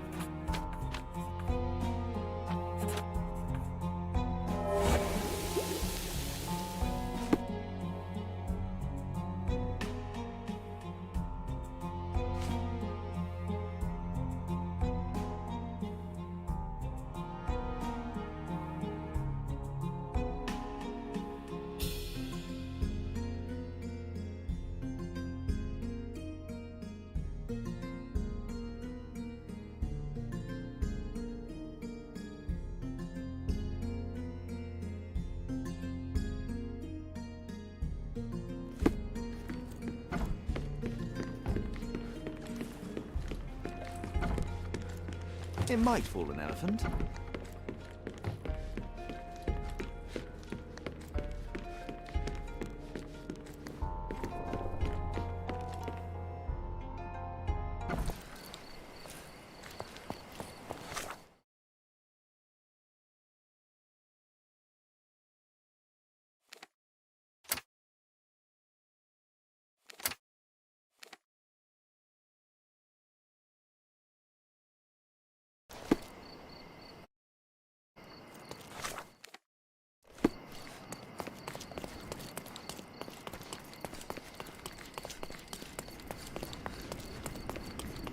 Hey.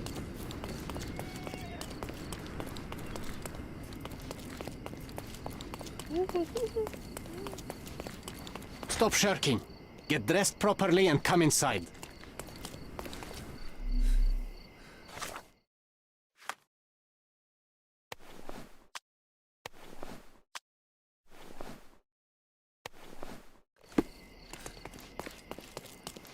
Stop.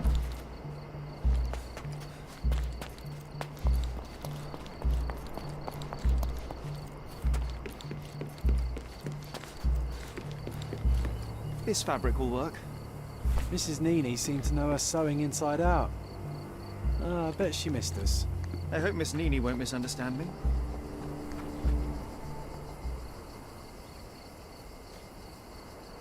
Moving on. Moving on. Your partner had a very specific attitude towards the things he treasured. Was this habitual for him? That would have been too much even for him. Don't get me wrong, he had a harsh temper. Like a true businessman, he was ready to burn his competitors to the ground. But threatening someone physically would have been something new even for him, am I correct? Absolutely. Besides, I had never seen him this angry. The fellow who received the letter must have been extremely alarmed. Be swift.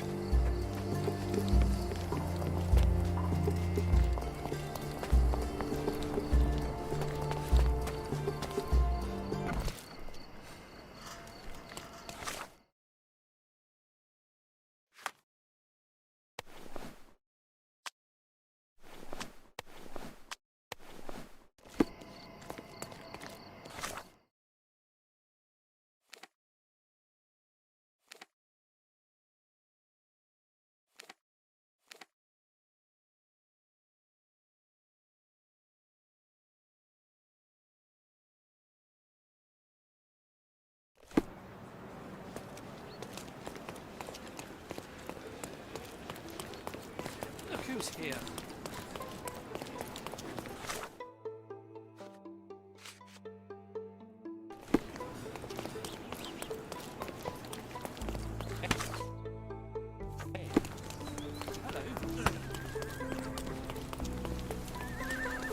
Good day, madam. I've come to you with a special requirement. The tailors on the street can't help me, I'm afraid. Could you make a doll for me? Oh, Signor Holmes. You taught the police how to do their job, and they found the thief. Of course I will help you. But what sort of doll? A child's doll, such as my great niece might play with? A little larger than your typical doll. Signore, I don't understand. Boy, girl, animal, and what color? Animal, a passionate, perhaps amorous animal. Ah, Signore, you talk in riddles. I am an old lady who's seen it all. Tell me what you need. I need a life-size elephant. I think Mrs. Nini outdid herself with this one. Is that a tail? That's a trunk, John, but I must agree with you that it's her masterpiece. Well, let's not waste any time.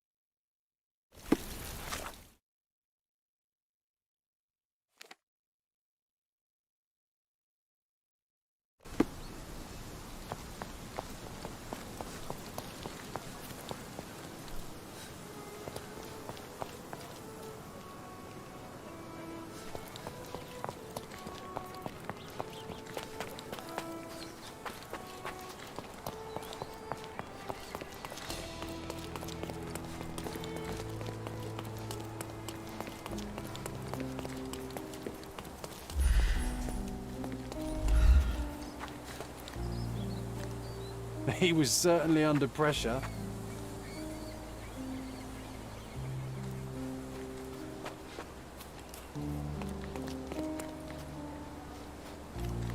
The game is on. So, what's the plan? I hope it all doesn't go horribly wrong. We know that the elephant is seeking a female. We can arrange that. A doll with the appropriate scent might do miracles. So you're a marriage broker? Well, I suppose that makes me a groomsman. Oh, she is a bit breezy, I must say. Well, Goliath is eager for a single female elephant in his area. It should be just enough for his taste. You'll need to trust me. Are we ready? I can't stand the tension. We're ready. Let's call the elephant.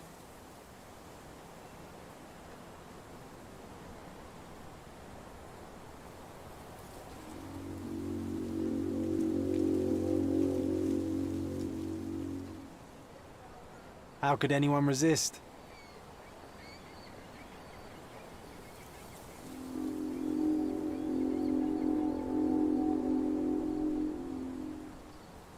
I knew a lady once who said just that.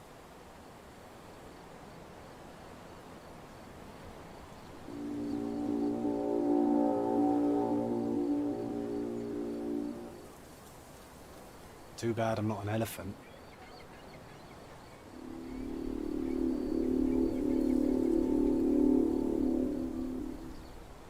Take your time, Sherry.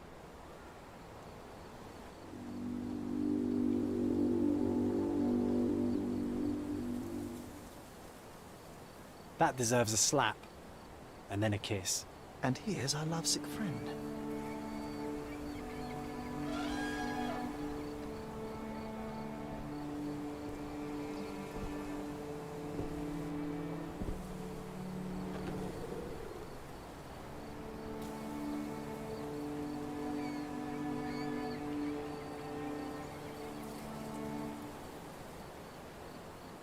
What is the meaning of this? Why are you bringing it here? I won't allow you to leave it. I assure you that it is only a temporary measure. It won't be long until the elephant is gone, I promise you.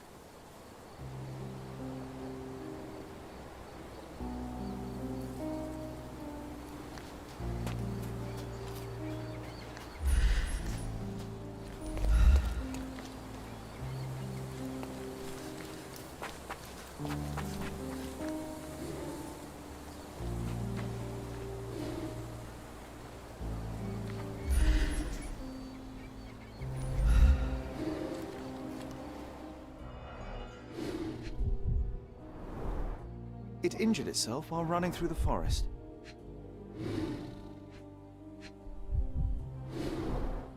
Peaceful and compliant, almost a gentleman.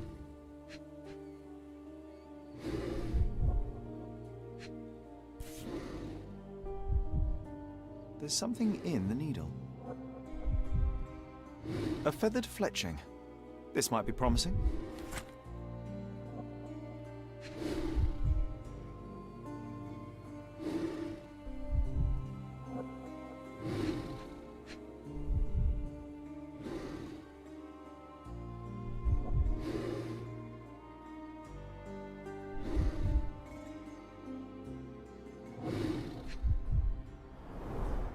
The left tusk is larger and more worn. You're a left-tusked elephant.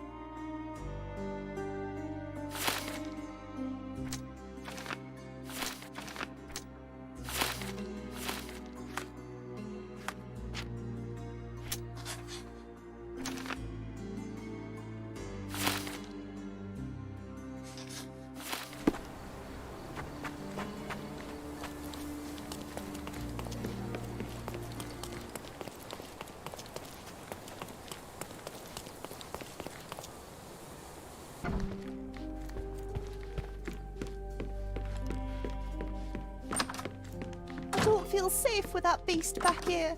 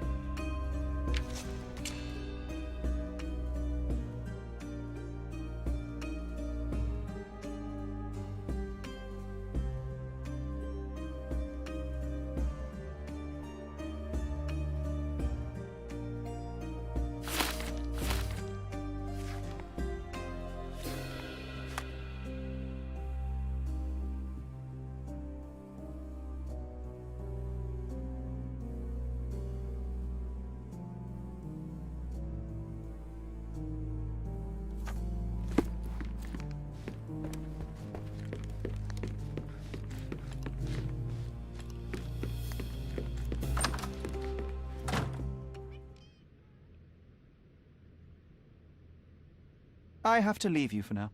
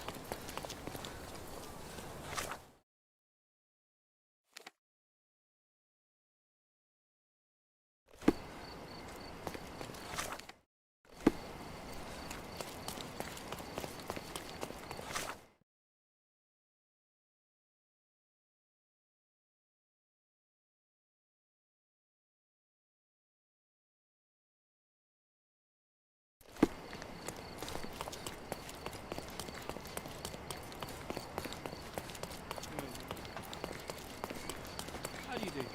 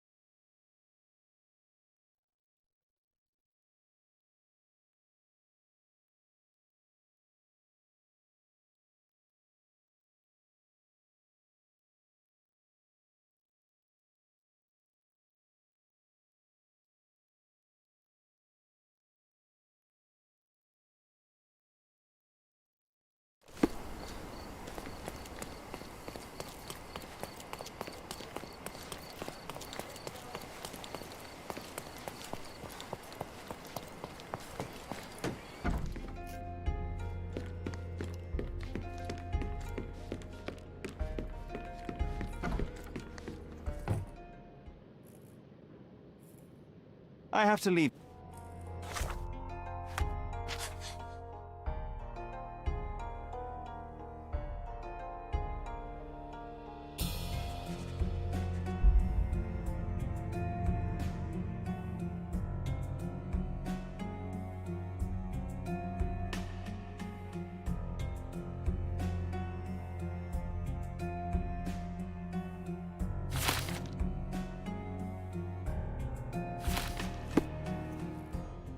Did it feel good killing Theodore Gilden after the humiliation and threats? What? I thought you were blaming Goliath for that. No, I think you killed Theodore Gilden. Goliath is, unfortunately, a victim of circumstance. I'm far better than to kill Gilden. Believe me. You see, I managed to capture the elephant. Goliath had a dart stuck in his hide, similar to the ones that you used to kill rodents. My guess is that you used Goliath. A dart can kill a mouse or human, but for an elephant it's not enough. Strychnine is a powerful stimulant and convulsant. Once the drug was in the bloodstream, Goliath became extremely agitated and so blinded by the flow of energy that he killed his owner. And my dart is responsible for that. I'd rather use my hands. Yes, there would have been fewer variables, but after the attack on you, your condition didn't allow for a direct confrontation. So, you used what you had. That's not what happened. Anyone might have the same set of darts as I do. They're not expensive. But not everyone knew Theodore and had access to his property. You were at the crime scene at the precise moment when Gilden died. I was not. I was visiting the doctor after the attack on me. Ah, of course, where no one saw you. That's an inconvenience. But in any case, the person who was there met the rage of the elephant. One was struck by the gate with such impact that they were thrown into the shed. The knife fell out. The bruises on your elbow match the contour of the hole in the shed. But I told you where my bruises came from. And I heard you, but you didn't catch my words. A bosun's knife was found there, a very specific tool commonly used in your field. That's only your assumption. I was never there. I mean, I was, but not when this happened. I can understand why you killed Mr. Gilden. He saw you with his daughter. He checked up on you, yachtsman, smuggler, and a woman. He went so far as to hire some thugs to attack you. Theodore knew your weakness, your career. He forced you into a corner. You're a survivor. You were prepared for the worst, but Theodore surpassed even your worst-case scenario. So you responded accordingly. I've earned everything myself. Every victory, every trophy, every mangir. I achieved all of it without murder. I don't need to kill in order to win. And you weren't afraid that he would reveal your secret to the owner of the yacht club or your competitors? I can control my fear. Trust me, I wouldn't have become a professional athlete otherwise.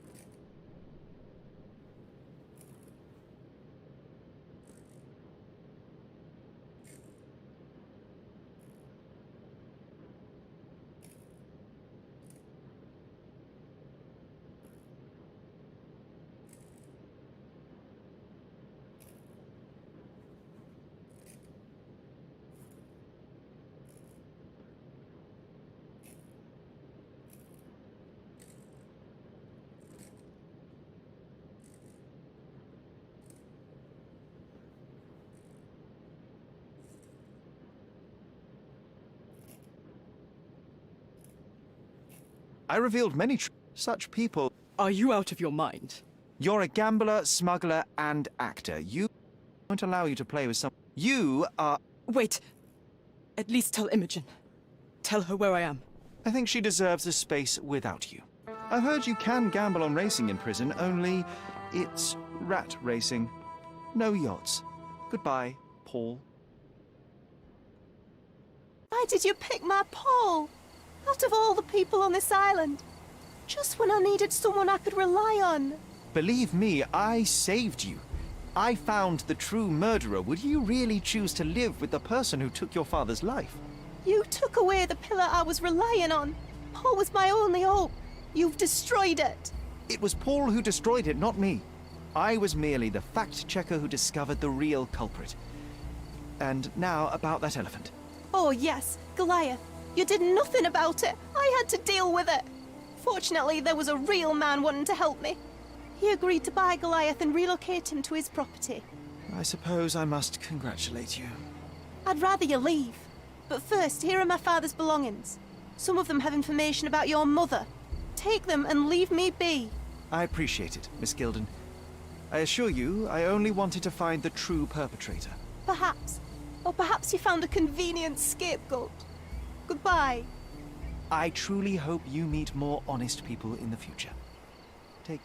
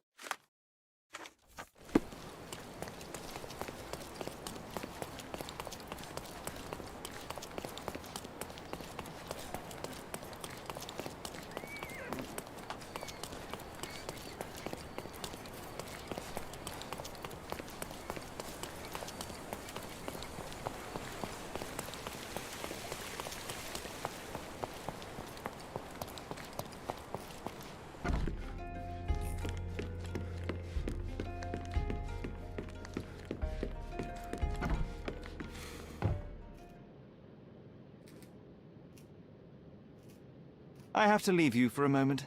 Don't sail too far away.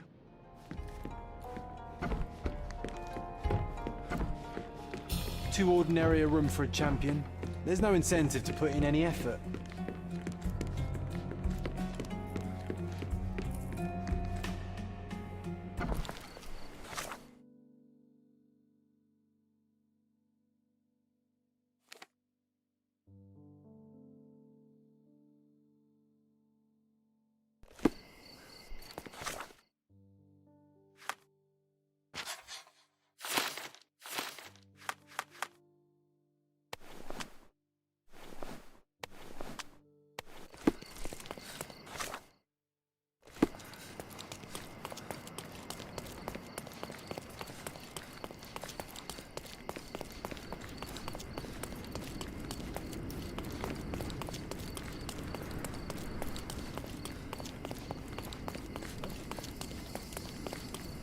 Stop, Lloyd.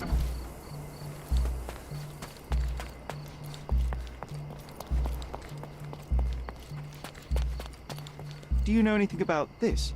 I like you, friend, but I can't help you.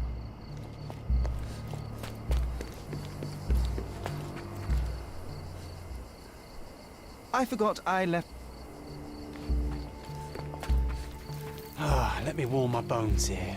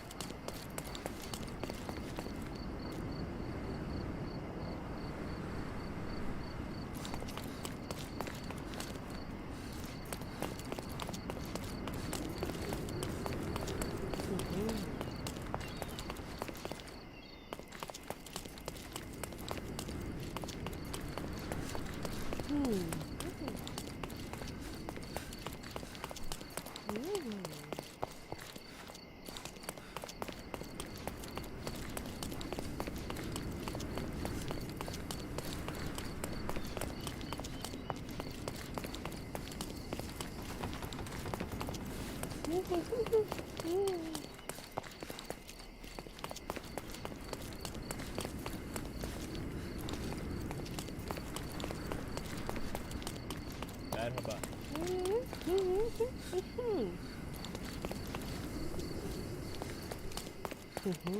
Ne haber?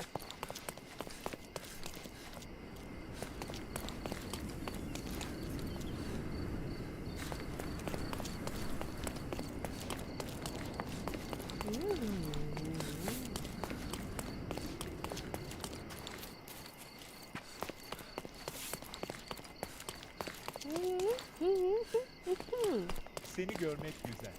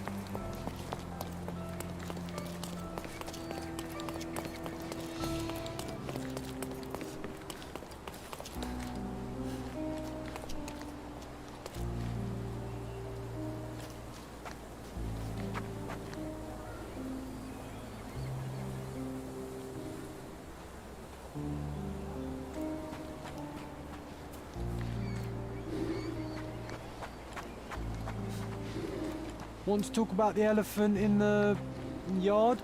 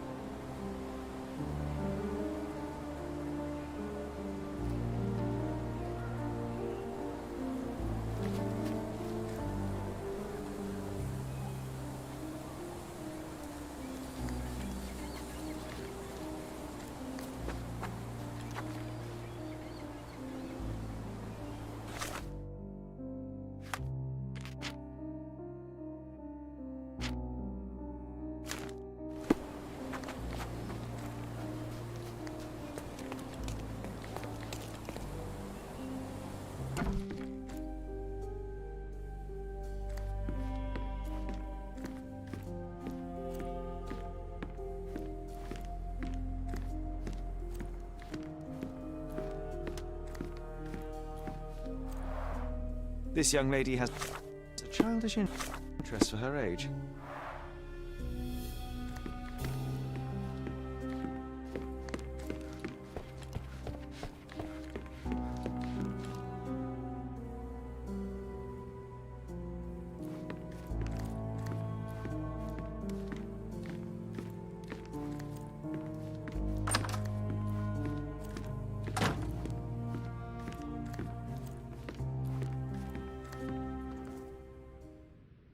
You were right about Goliath. Everyone confirmed your opinion.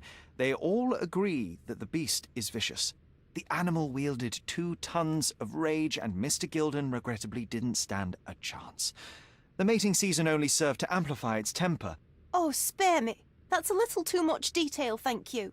What is the point of this conclusion? How do you plan to use your findings? Miss Gilden, I know how much you dislike the elephant.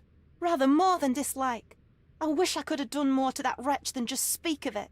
But it's innocent. Goliath did not intend to kill your father. It was provoked, scared, and in mating season. Your father took Goliath's normal state for granted, and in doing so made a mistake that caused the elephant to be aggressive. Stop it! I already know the answer. I don't need your moral perspective on this situation. I don't know why you wasted your time. I actually did more than you. Which involved what, Miss Gilden? A man with a big wallet made an offer to take the elephant away. I accepted it. I was so naive, thinking that it was me who was so helpless. But you are useless too. I am glad that the elephant is no longer of your concern, but I need to make sure. I don't care, and I don't want to listen. Thought you wouldn't turn up. Why is that? I suppose it's the English way to leave without saying goodbye, but I never planned to abandon you. Because you brought the filthy beast here. Because you did nothing to ensure its proper punishment. I had to do everything, not you. I was piecing together your father's murder. There was nothing to piece together. I told you, it was Goliath. I never asked you to talk with anyone. I asked you to find the stupid animal. Even if my efforts are invisible, that does not mean that I did nothing. I don't have the strength to argue. These are my father's belongings. They're about your mother. Take them all and leave me be. I won't waste your time any longer, Miss Gilden. Thank you for your help.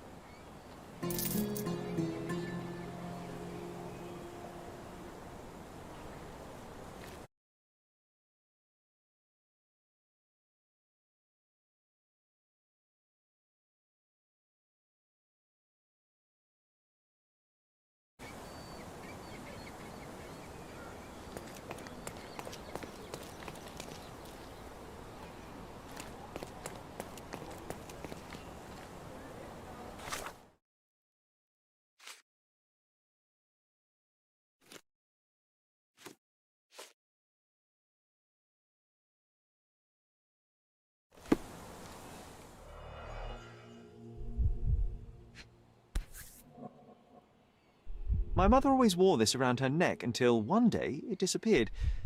I was wondering where it went. She said it was a birthday present from a good friend.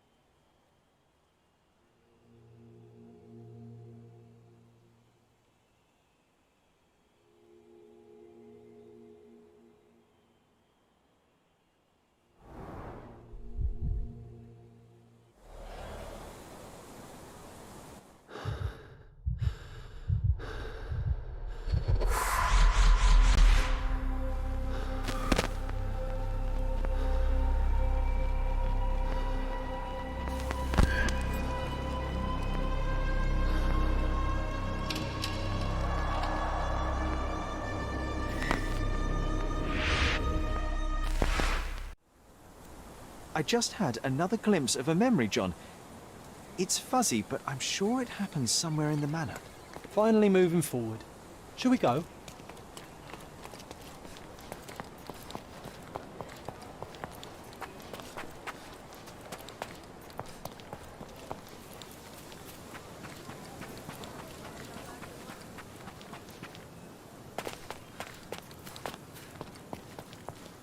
A manor all to ourselves.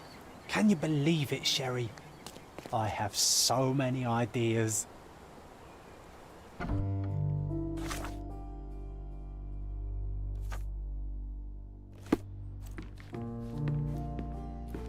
You know, I envy you, Sherry. You can talk to other people and they won't ignore you. And I envy you. You can ignore any person you're bored with. You don't miss out on much. Most men are dull, unlike yourself. Well, I'm flattered.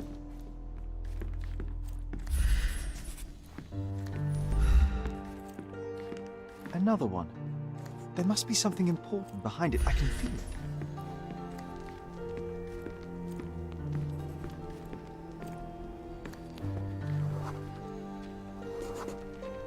I had a surprise for my mother. You had a shovel with you, John. I was holding an ancient Greek vase, or rather, quite a big piece of it. I remember now, we dug up the vase from Greek ruins here on Cordona, and were eager to show my mother right away.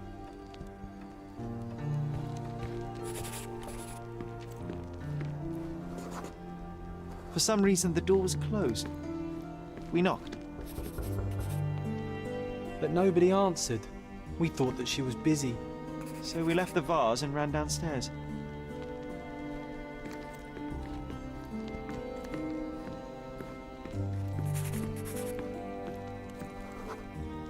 I decided to gather some archaeological tools in order to take a closer look at the vase. But then we heard something, didn't we? Yes. It came from upstairs.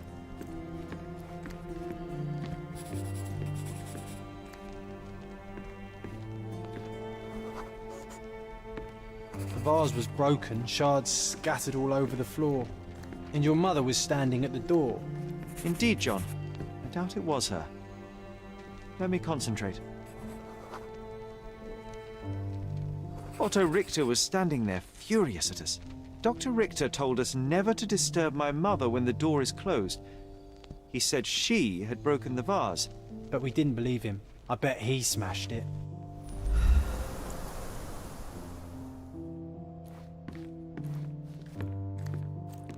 Her things are still here.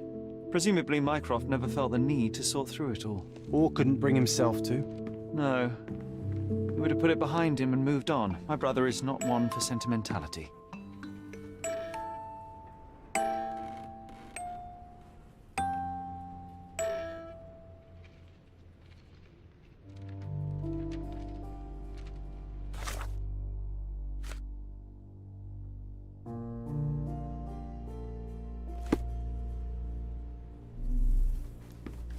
You're not obliged to be here, Sherry. We can leave any time you want.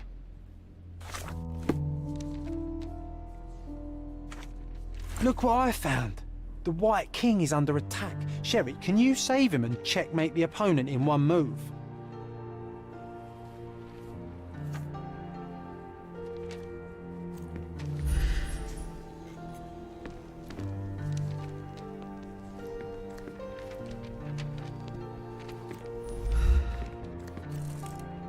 You're not obliged to be here, Sherry.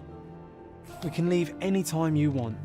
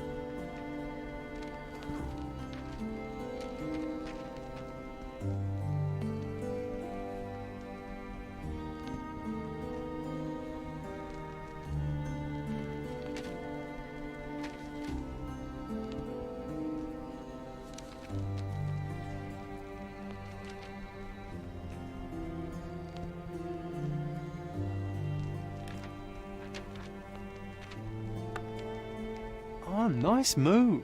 You saved the king and checkmated the Black King with the rook.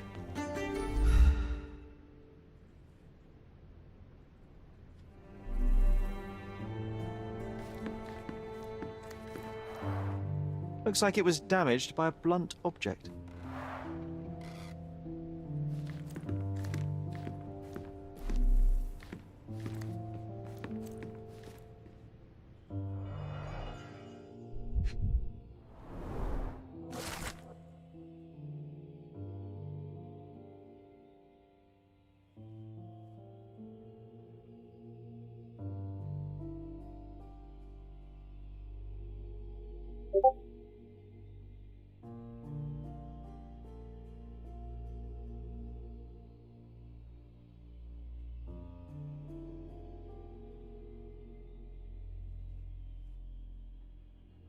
It's a strange feeling to read about my father's death in the newspaper. I can't recall anything except the deep feeling of loss. You were too young. It happened before we even met. It's so sad. I'm sorry.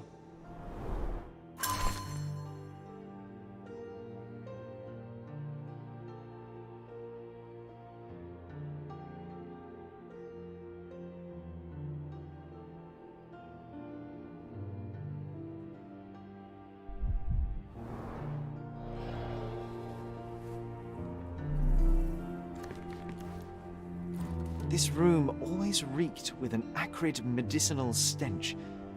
And here is the reason.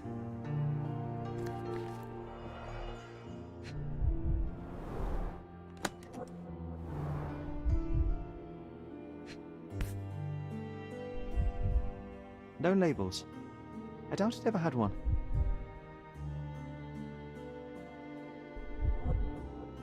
There appear to be residues of the bottle's contents at the bottom.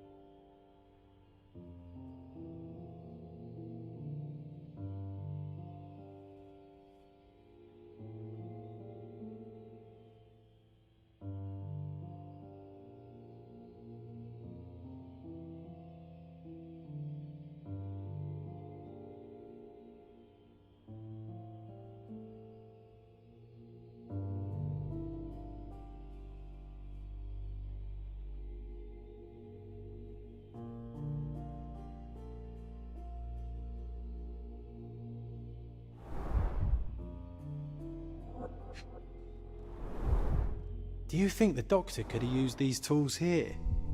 I hope not.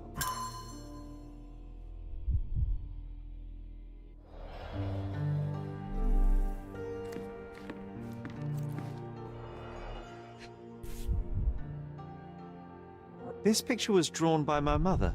I recognize her hand. There's a date on it, 8th of December, 1868.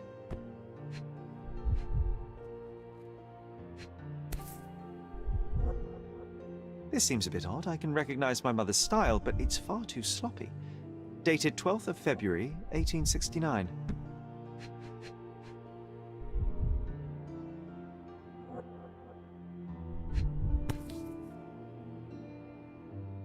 It's difficult to tell what this is meant to represent. There's no date at all.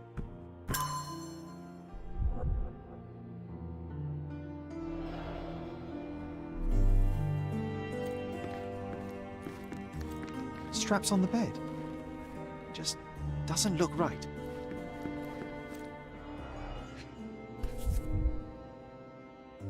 Seems this was the most frequently used medication. 1 dram dissolved in a glass of water, administered daily. Not to exceed 1 dose in 24 hours, not to be given to children.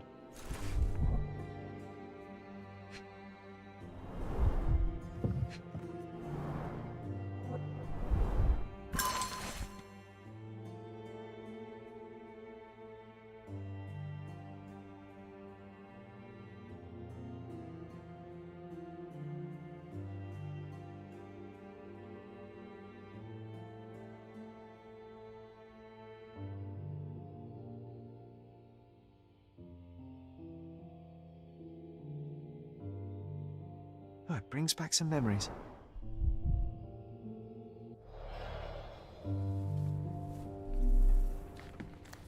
Oh, I would love to take a bath right now.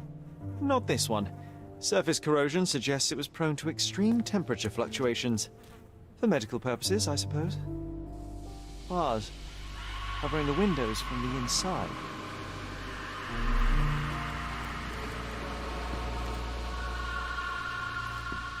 My mother loved flowers. They made her smile. I remember we would bring a new bouquet every week to make her a bit happier.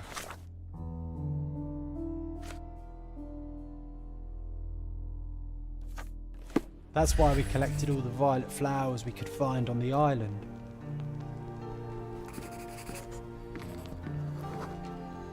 Mother was troubled that morning. Something we did upset her. Dr. Richter tried to calm her down. We had to put the tray with Mother's morning tea down, but why?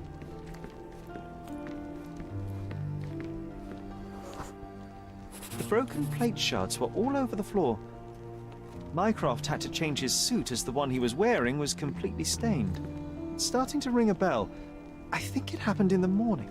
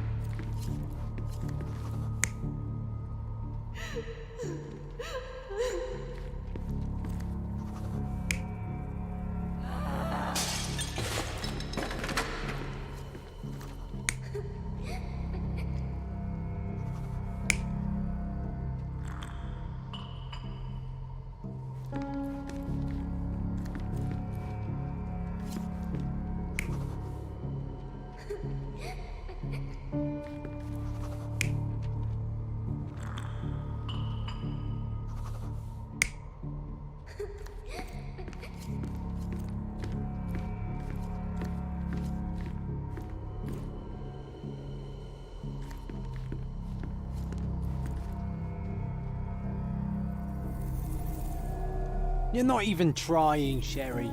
Concentrate.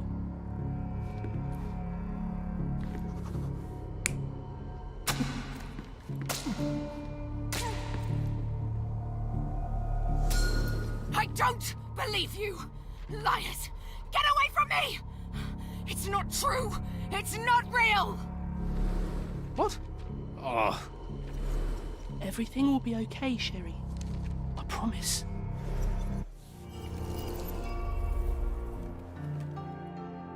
It was the morning of the 9th of April, the day my mother died.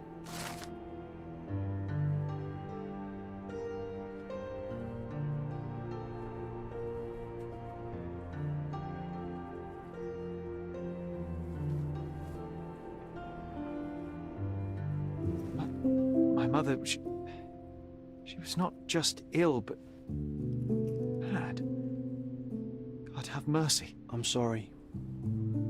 That explains why you locked the memory away. There must be more, John. That was the morning of her death. I need to know what happened. John! Every time you... I just don't... Please, Sherry, leave it be. Just breathe, John. You know that I cannot leave the last stone unturned. We are so close.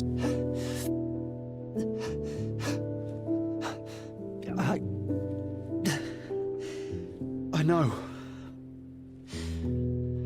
But can we at least leave it for another day?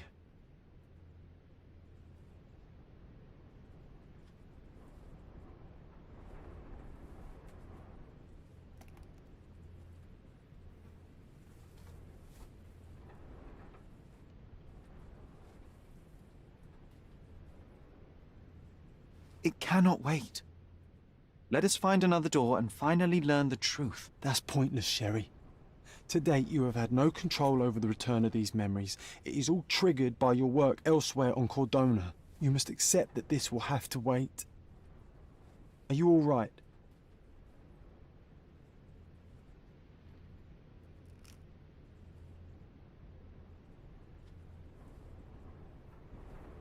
In the end, little has changed. My mother was still unwell, just not with tuberculosis. What I do not yet understand is why Mycroft lied about it. There are precious few pieces of this puzzle remaining, John. Let us dawdle here no longer. Indeed.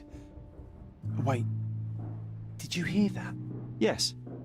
Metallic souls. What is this sailor doing here?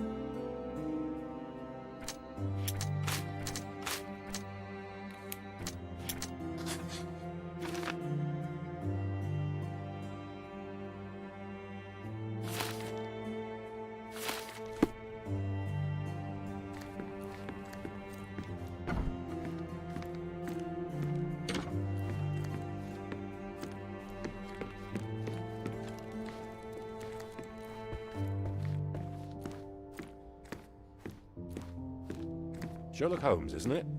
I was looking for you.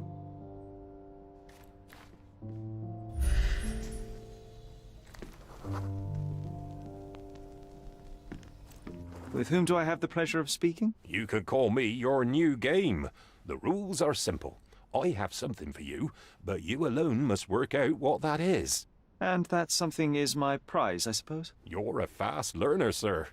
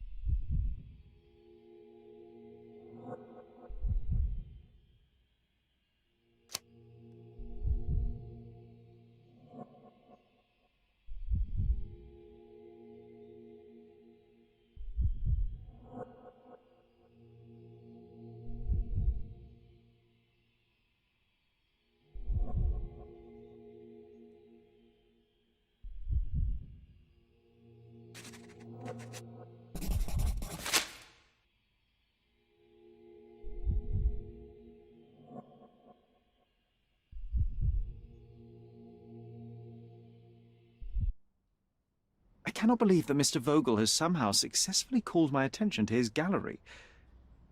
You're here with an invitation to visit it, obviously. My word, you are fast, Mr. Holmes. Could you explain how you came to that conclusion? Of course. Explanations are my favourite part of any conversation. Hands without any sign of regular physical activity, in contradiction to one who would most usually wear such a uniform. The paint in your hair is pink. I don't know of any military service that paints their ships pink, unless they have launched a new fashionable fleet. A sailor with the soul of an artist? I would suggest rather a gallery employee disguised as a sailor to mislead me. How many artists on the island know where I live and of my passion for deduction? Werner Vogel is clearly at the top of the list. And you've been attempting to conceal something square-shaped within your pocket. An invitation, I suppose. An invitation to Mr. Vogel's gallery. That was remarkable, Mr. Holmes. Mr. Vogel was right about your genius. I think he may have even underestimated you. This is your invitation. Please tell Mr. Vogel that the seed has been planted. He asked me to tell you to do so, if you win this little game. Farewell.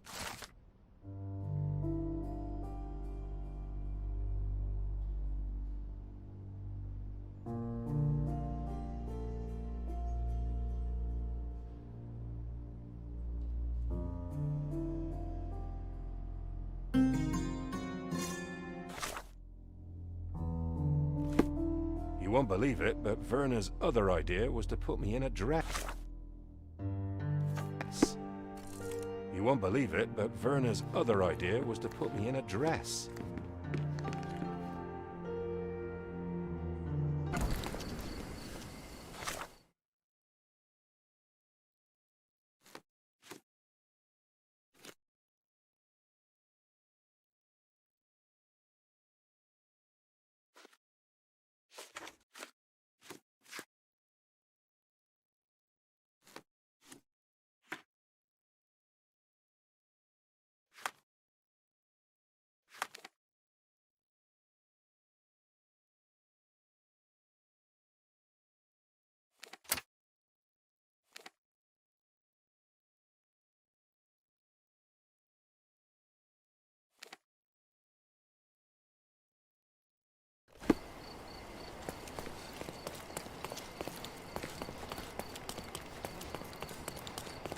Come, take a look at our clothes and accessories.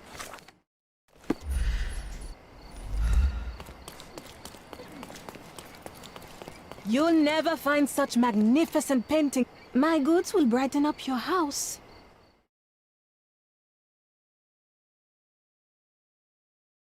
Enjoy your purchase.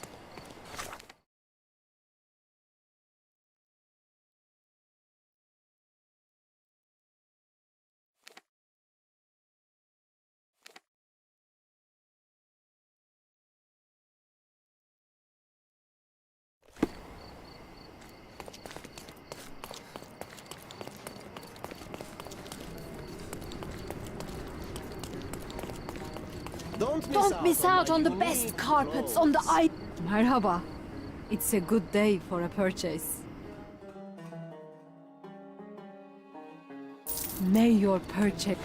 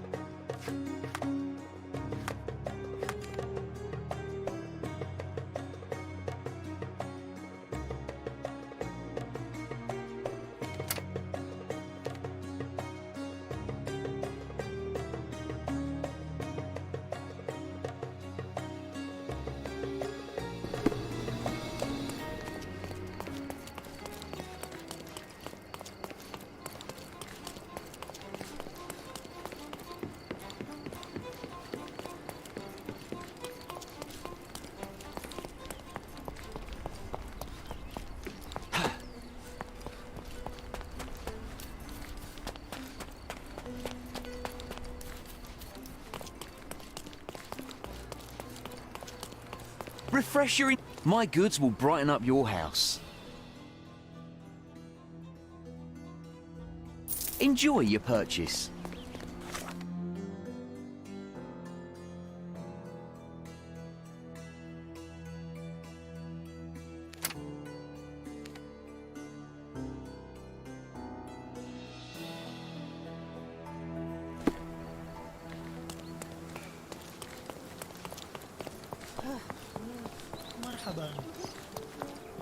Extra, extra!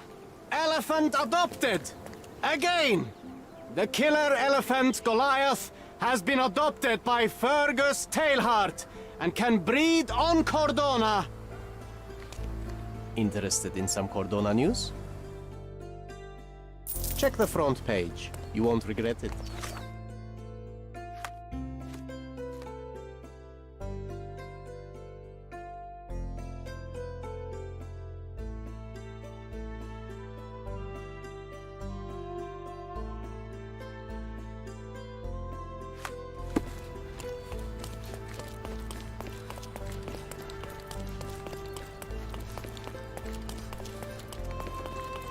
The best antiques in the district. My goods will brighten up your house.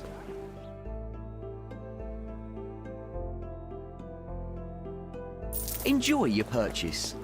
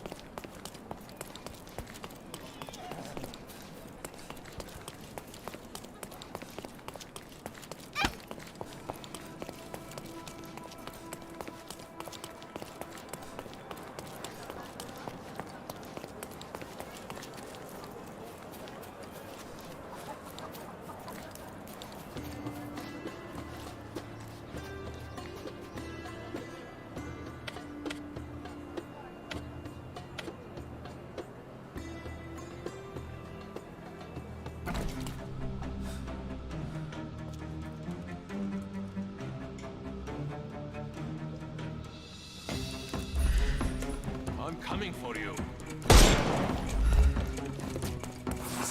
I'm coming. Don't bother moving. You've lost.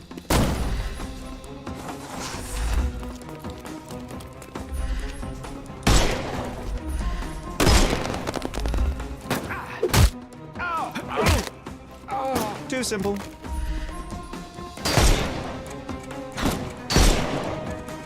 We can overcome the brute.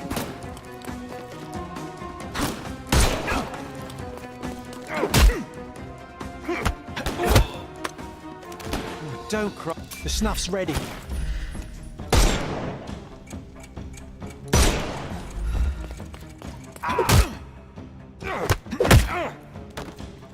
Too simple. Give him the pepper snuff.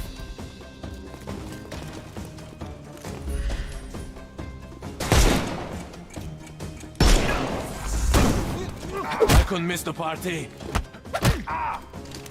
Take a rest, my... The snuff's ready. Time to knock this guy out. I couldn't miss the party. Don't bother moving. You've lost.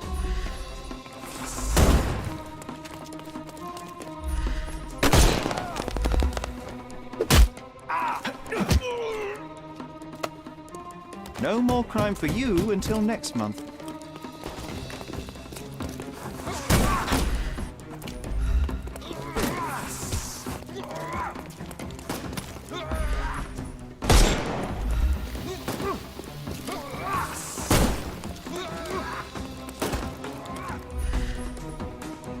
We can overcome the brute now. I couldn't miss the party. Ow! Too simple. Give him the pepper snuff. Your tricks are useless. Take a rest, my friend.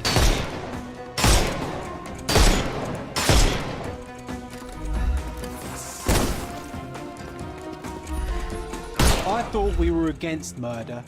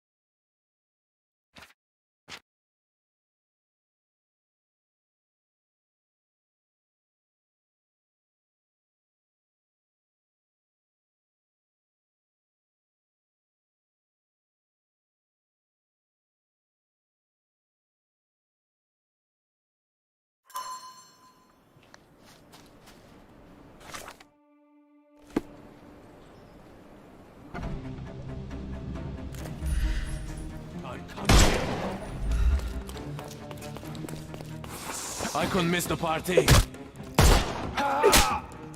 No more crime for you until next month.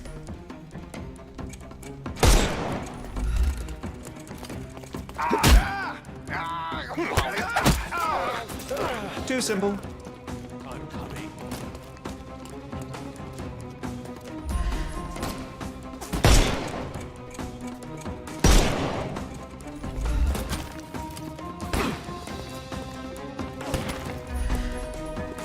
Time to knock this guy out. Eat lead! Terribly sorry.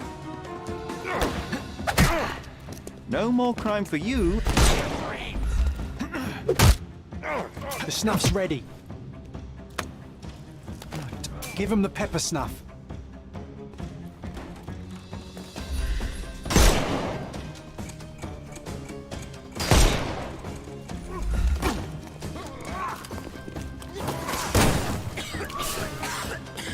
I couldn't miss the party. No more. You can overcome the brute now. Just die! Don't cry, you'll live. He's all yours now. Go for it.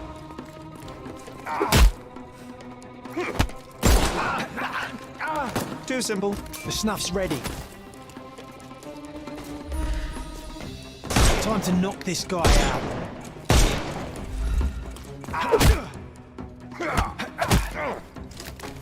Don't cry, you'll... Give him the pepper snuff.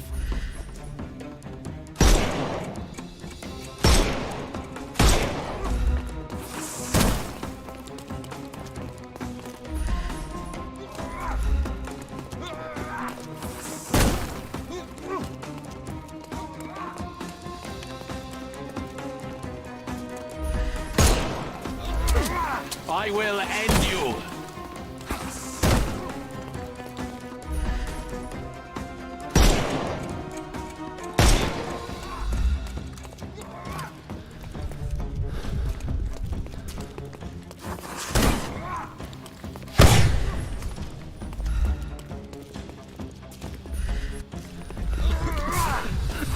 I couldn't miss the party. Too simple.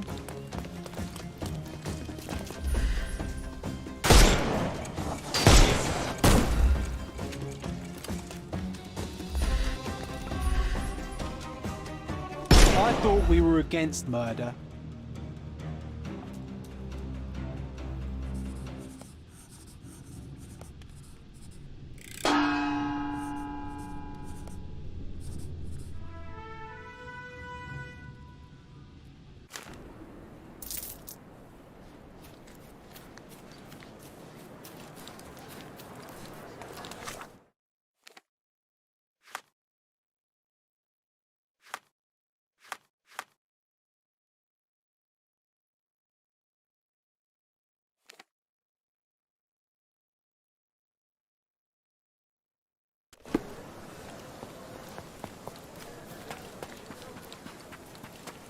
Mr. Sherlock Holmes, I presume. Correct. With whom do I have the pleasure? Emilio Estevaux, happy to make your acquaintance. I am here on behalf of Mycroft, your brother. He's on his way to Cordona. In the meantime, he requests your assistance with a sensitive matter. My orders are to provide you with the details. You have my attention, Mr. Estevaux. Mark Ridley, the son of General Arthur Ridley, is being blackmailed. Suffice to say, the compromising material is of a delicate nature. The matter is of no small importance to the Crown, especially given the status quo on Cordona. What about the status quo? The Ottoman population holds a certain animosity towards the colonial rule.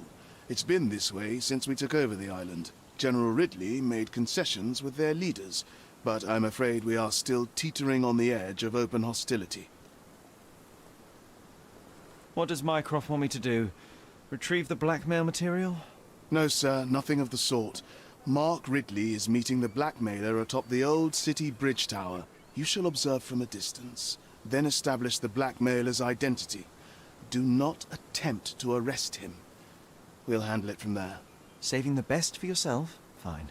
There is a cafe just over the bridge that provides a good vantage point. Please report to me when you are done. I'll be waiting for you here, and remember, discretion is of the essence.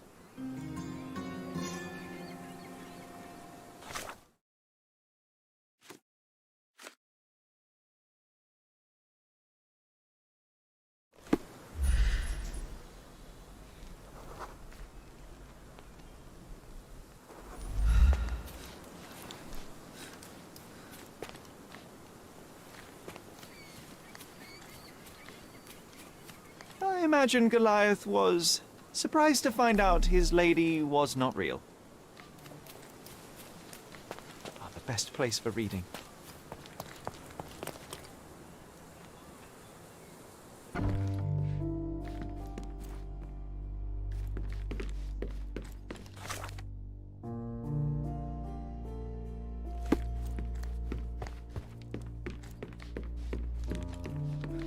Oh, the room looks nice now.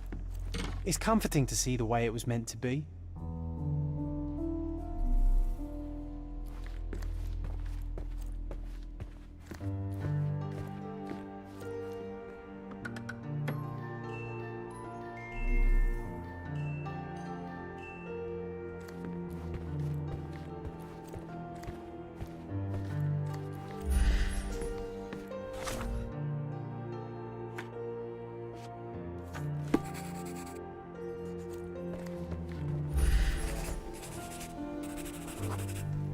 My mother always preferred to spend her rare moments of lucidity with me.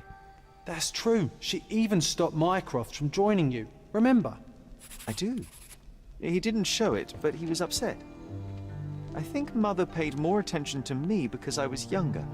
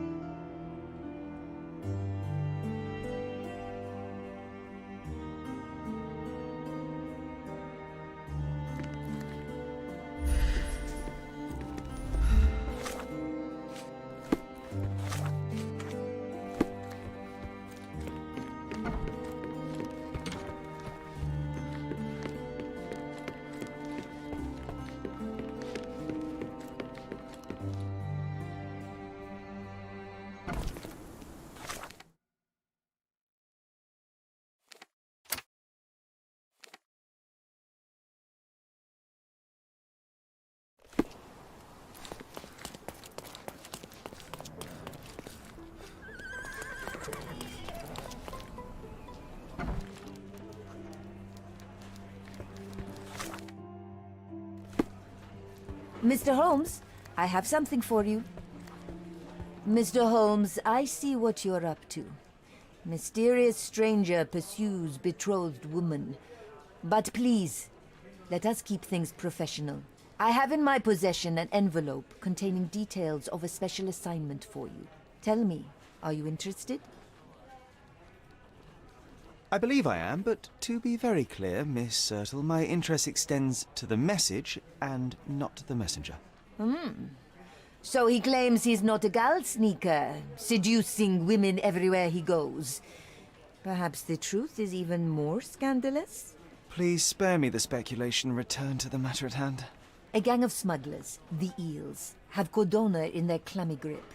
The British Empire can abide it no longer. Mycroft insists they be disbanded. But this organization only falls with the capture of their odious leader, Friedrich Panzer. And note well, I did say capture, not kill. Inside your envelope is a map marked with the Eels' warehouses. But alas, we do not know in which Friedrich Panzer resides. So even Mycroft has his limits. Indeed. You must be sure to identify the correct warehouse before entering. Because once one is compromised, the other's occupants will scatter. Here are all the files, and feel free to use the archive too. Again, do not enter the wrong location, nor see any harm done to Friedrich Panzer. Miss Ertl, if you're quite done with the redundant instructions, I shall get to work. Well, that's perfect. Tortured hero lashes out after rejected romance. Tomorrow's edition will be a sensation.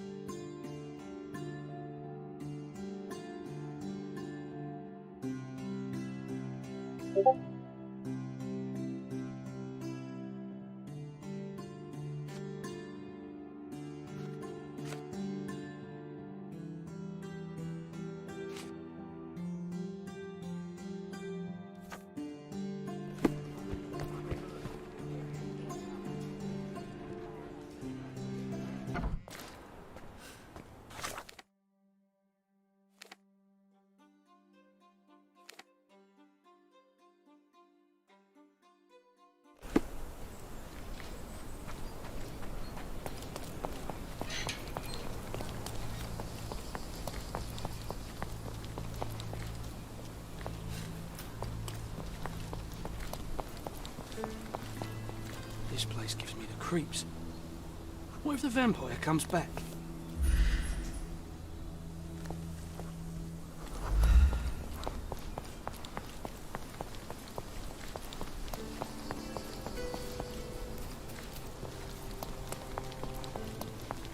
Is this familiar to you? Don't be angry with me, sir, but I don't know.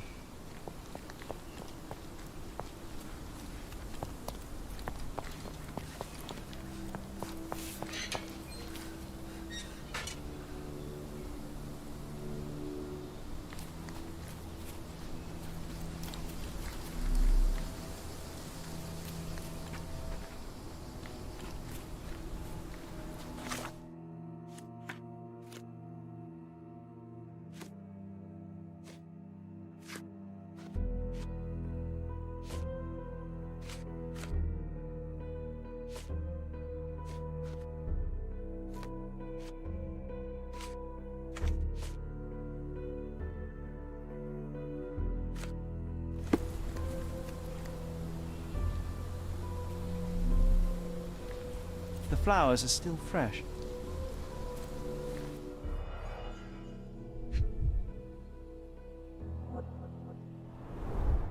This is a somewhat neglected and dusty hat. We're dealing with a very immoderate bloodsucker here.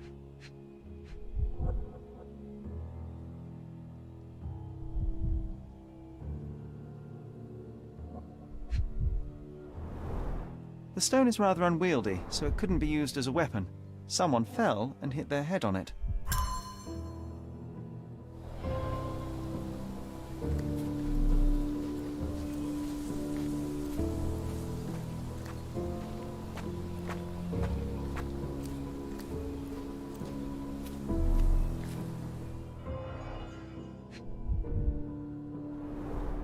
An expensive hat with a few grey hairs stuck to the brim. Someone tore their trousers here.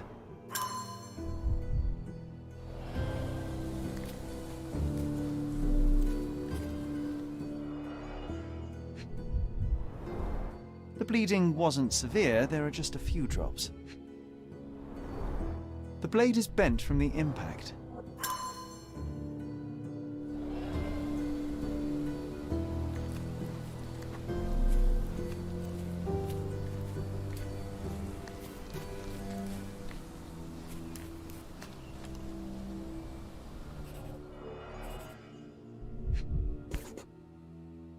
The label is illegible.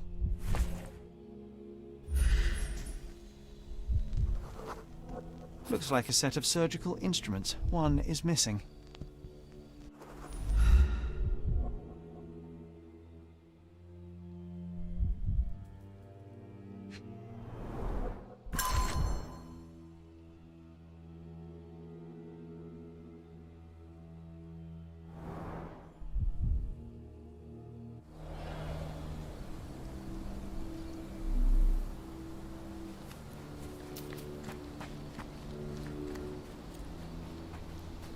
Do we have any marshmallows? Nicely roasted. I wonder how even the most destitute always somehow manage to scrape together enough for a drink. Psilocybin mushrooms. These are powerful hallucinogens.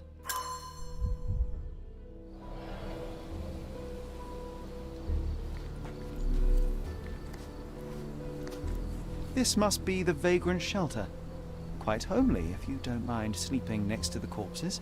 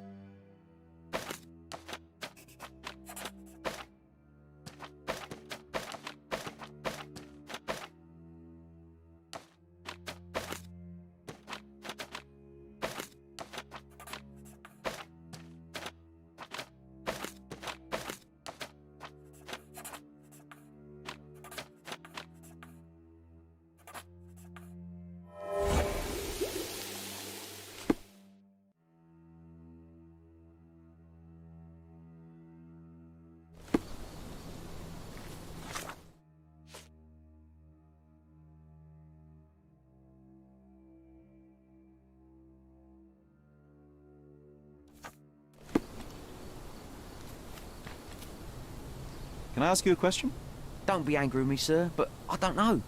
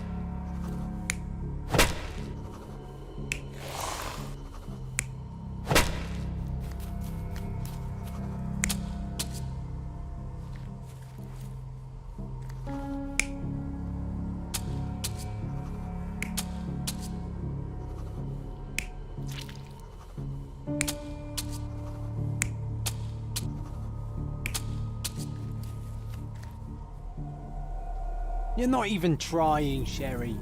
Concentrate.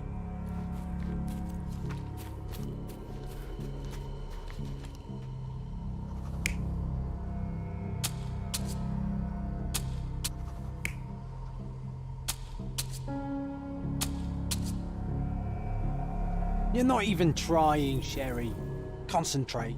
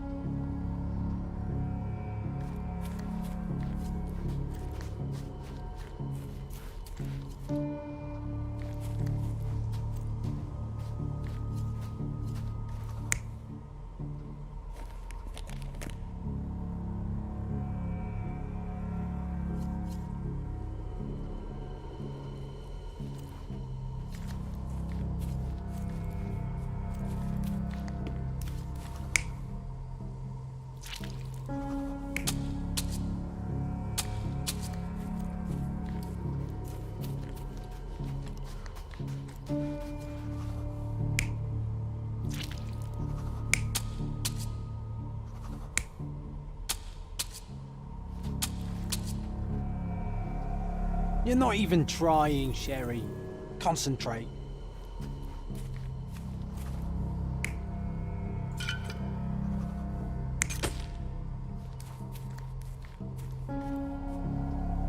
You're not even trying, Sherry. Concentrate.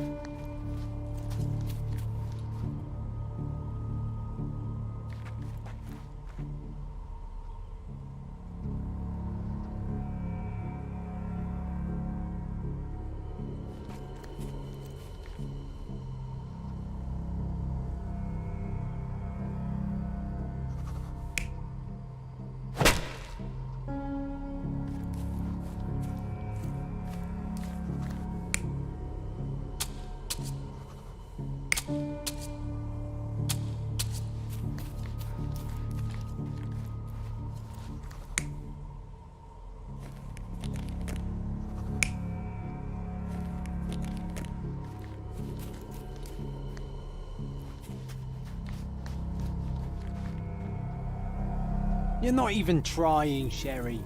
Concentrate.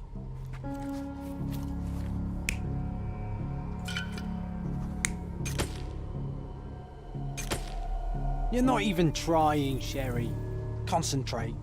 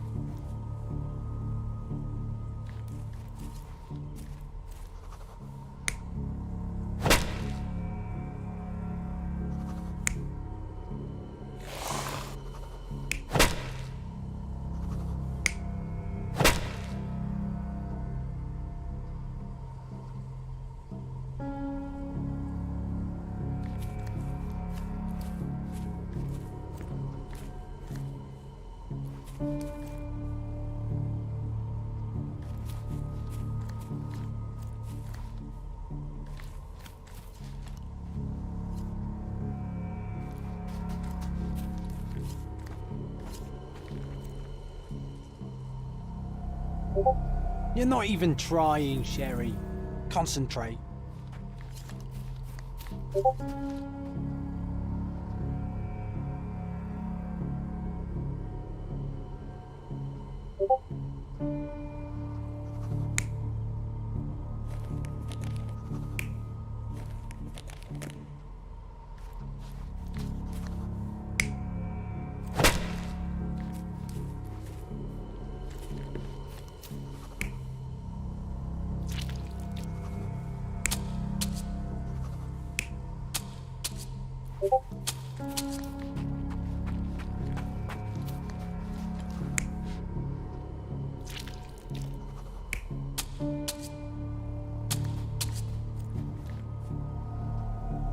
You're not even trying, Sherry.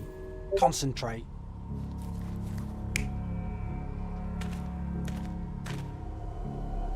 You're not even trying, Sherry. Concentrate.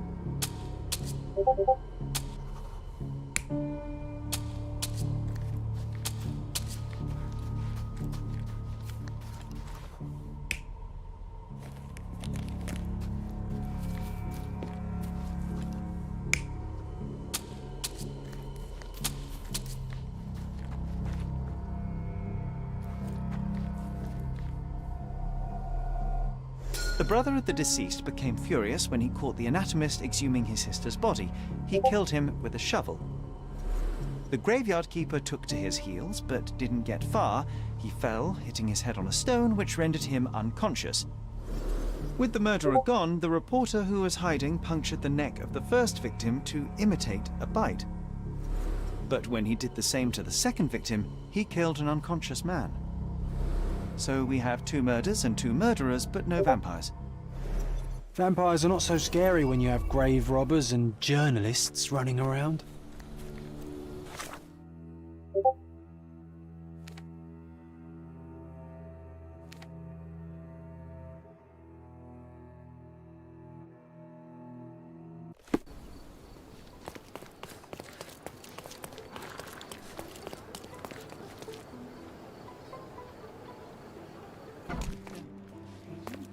Constable Stark, do you believe in vampires? Eh? What do vampires have to do with anything? Oh, that's exactly what I thought while looking into the murders at the cemetery. The primary suspect is indeed the murderer, but he's not the only one. The reporter who so easily fooled everyone with his vampire stories killed the other victim. But why would he do that? He believed the unconscious man to be dead and decided to concoct a thrilling story for his readers. Oh, thank you, Mr. Holmes. I'll have the conniving little scrub taken in immediately. There's only one case left. Don't let me stop you.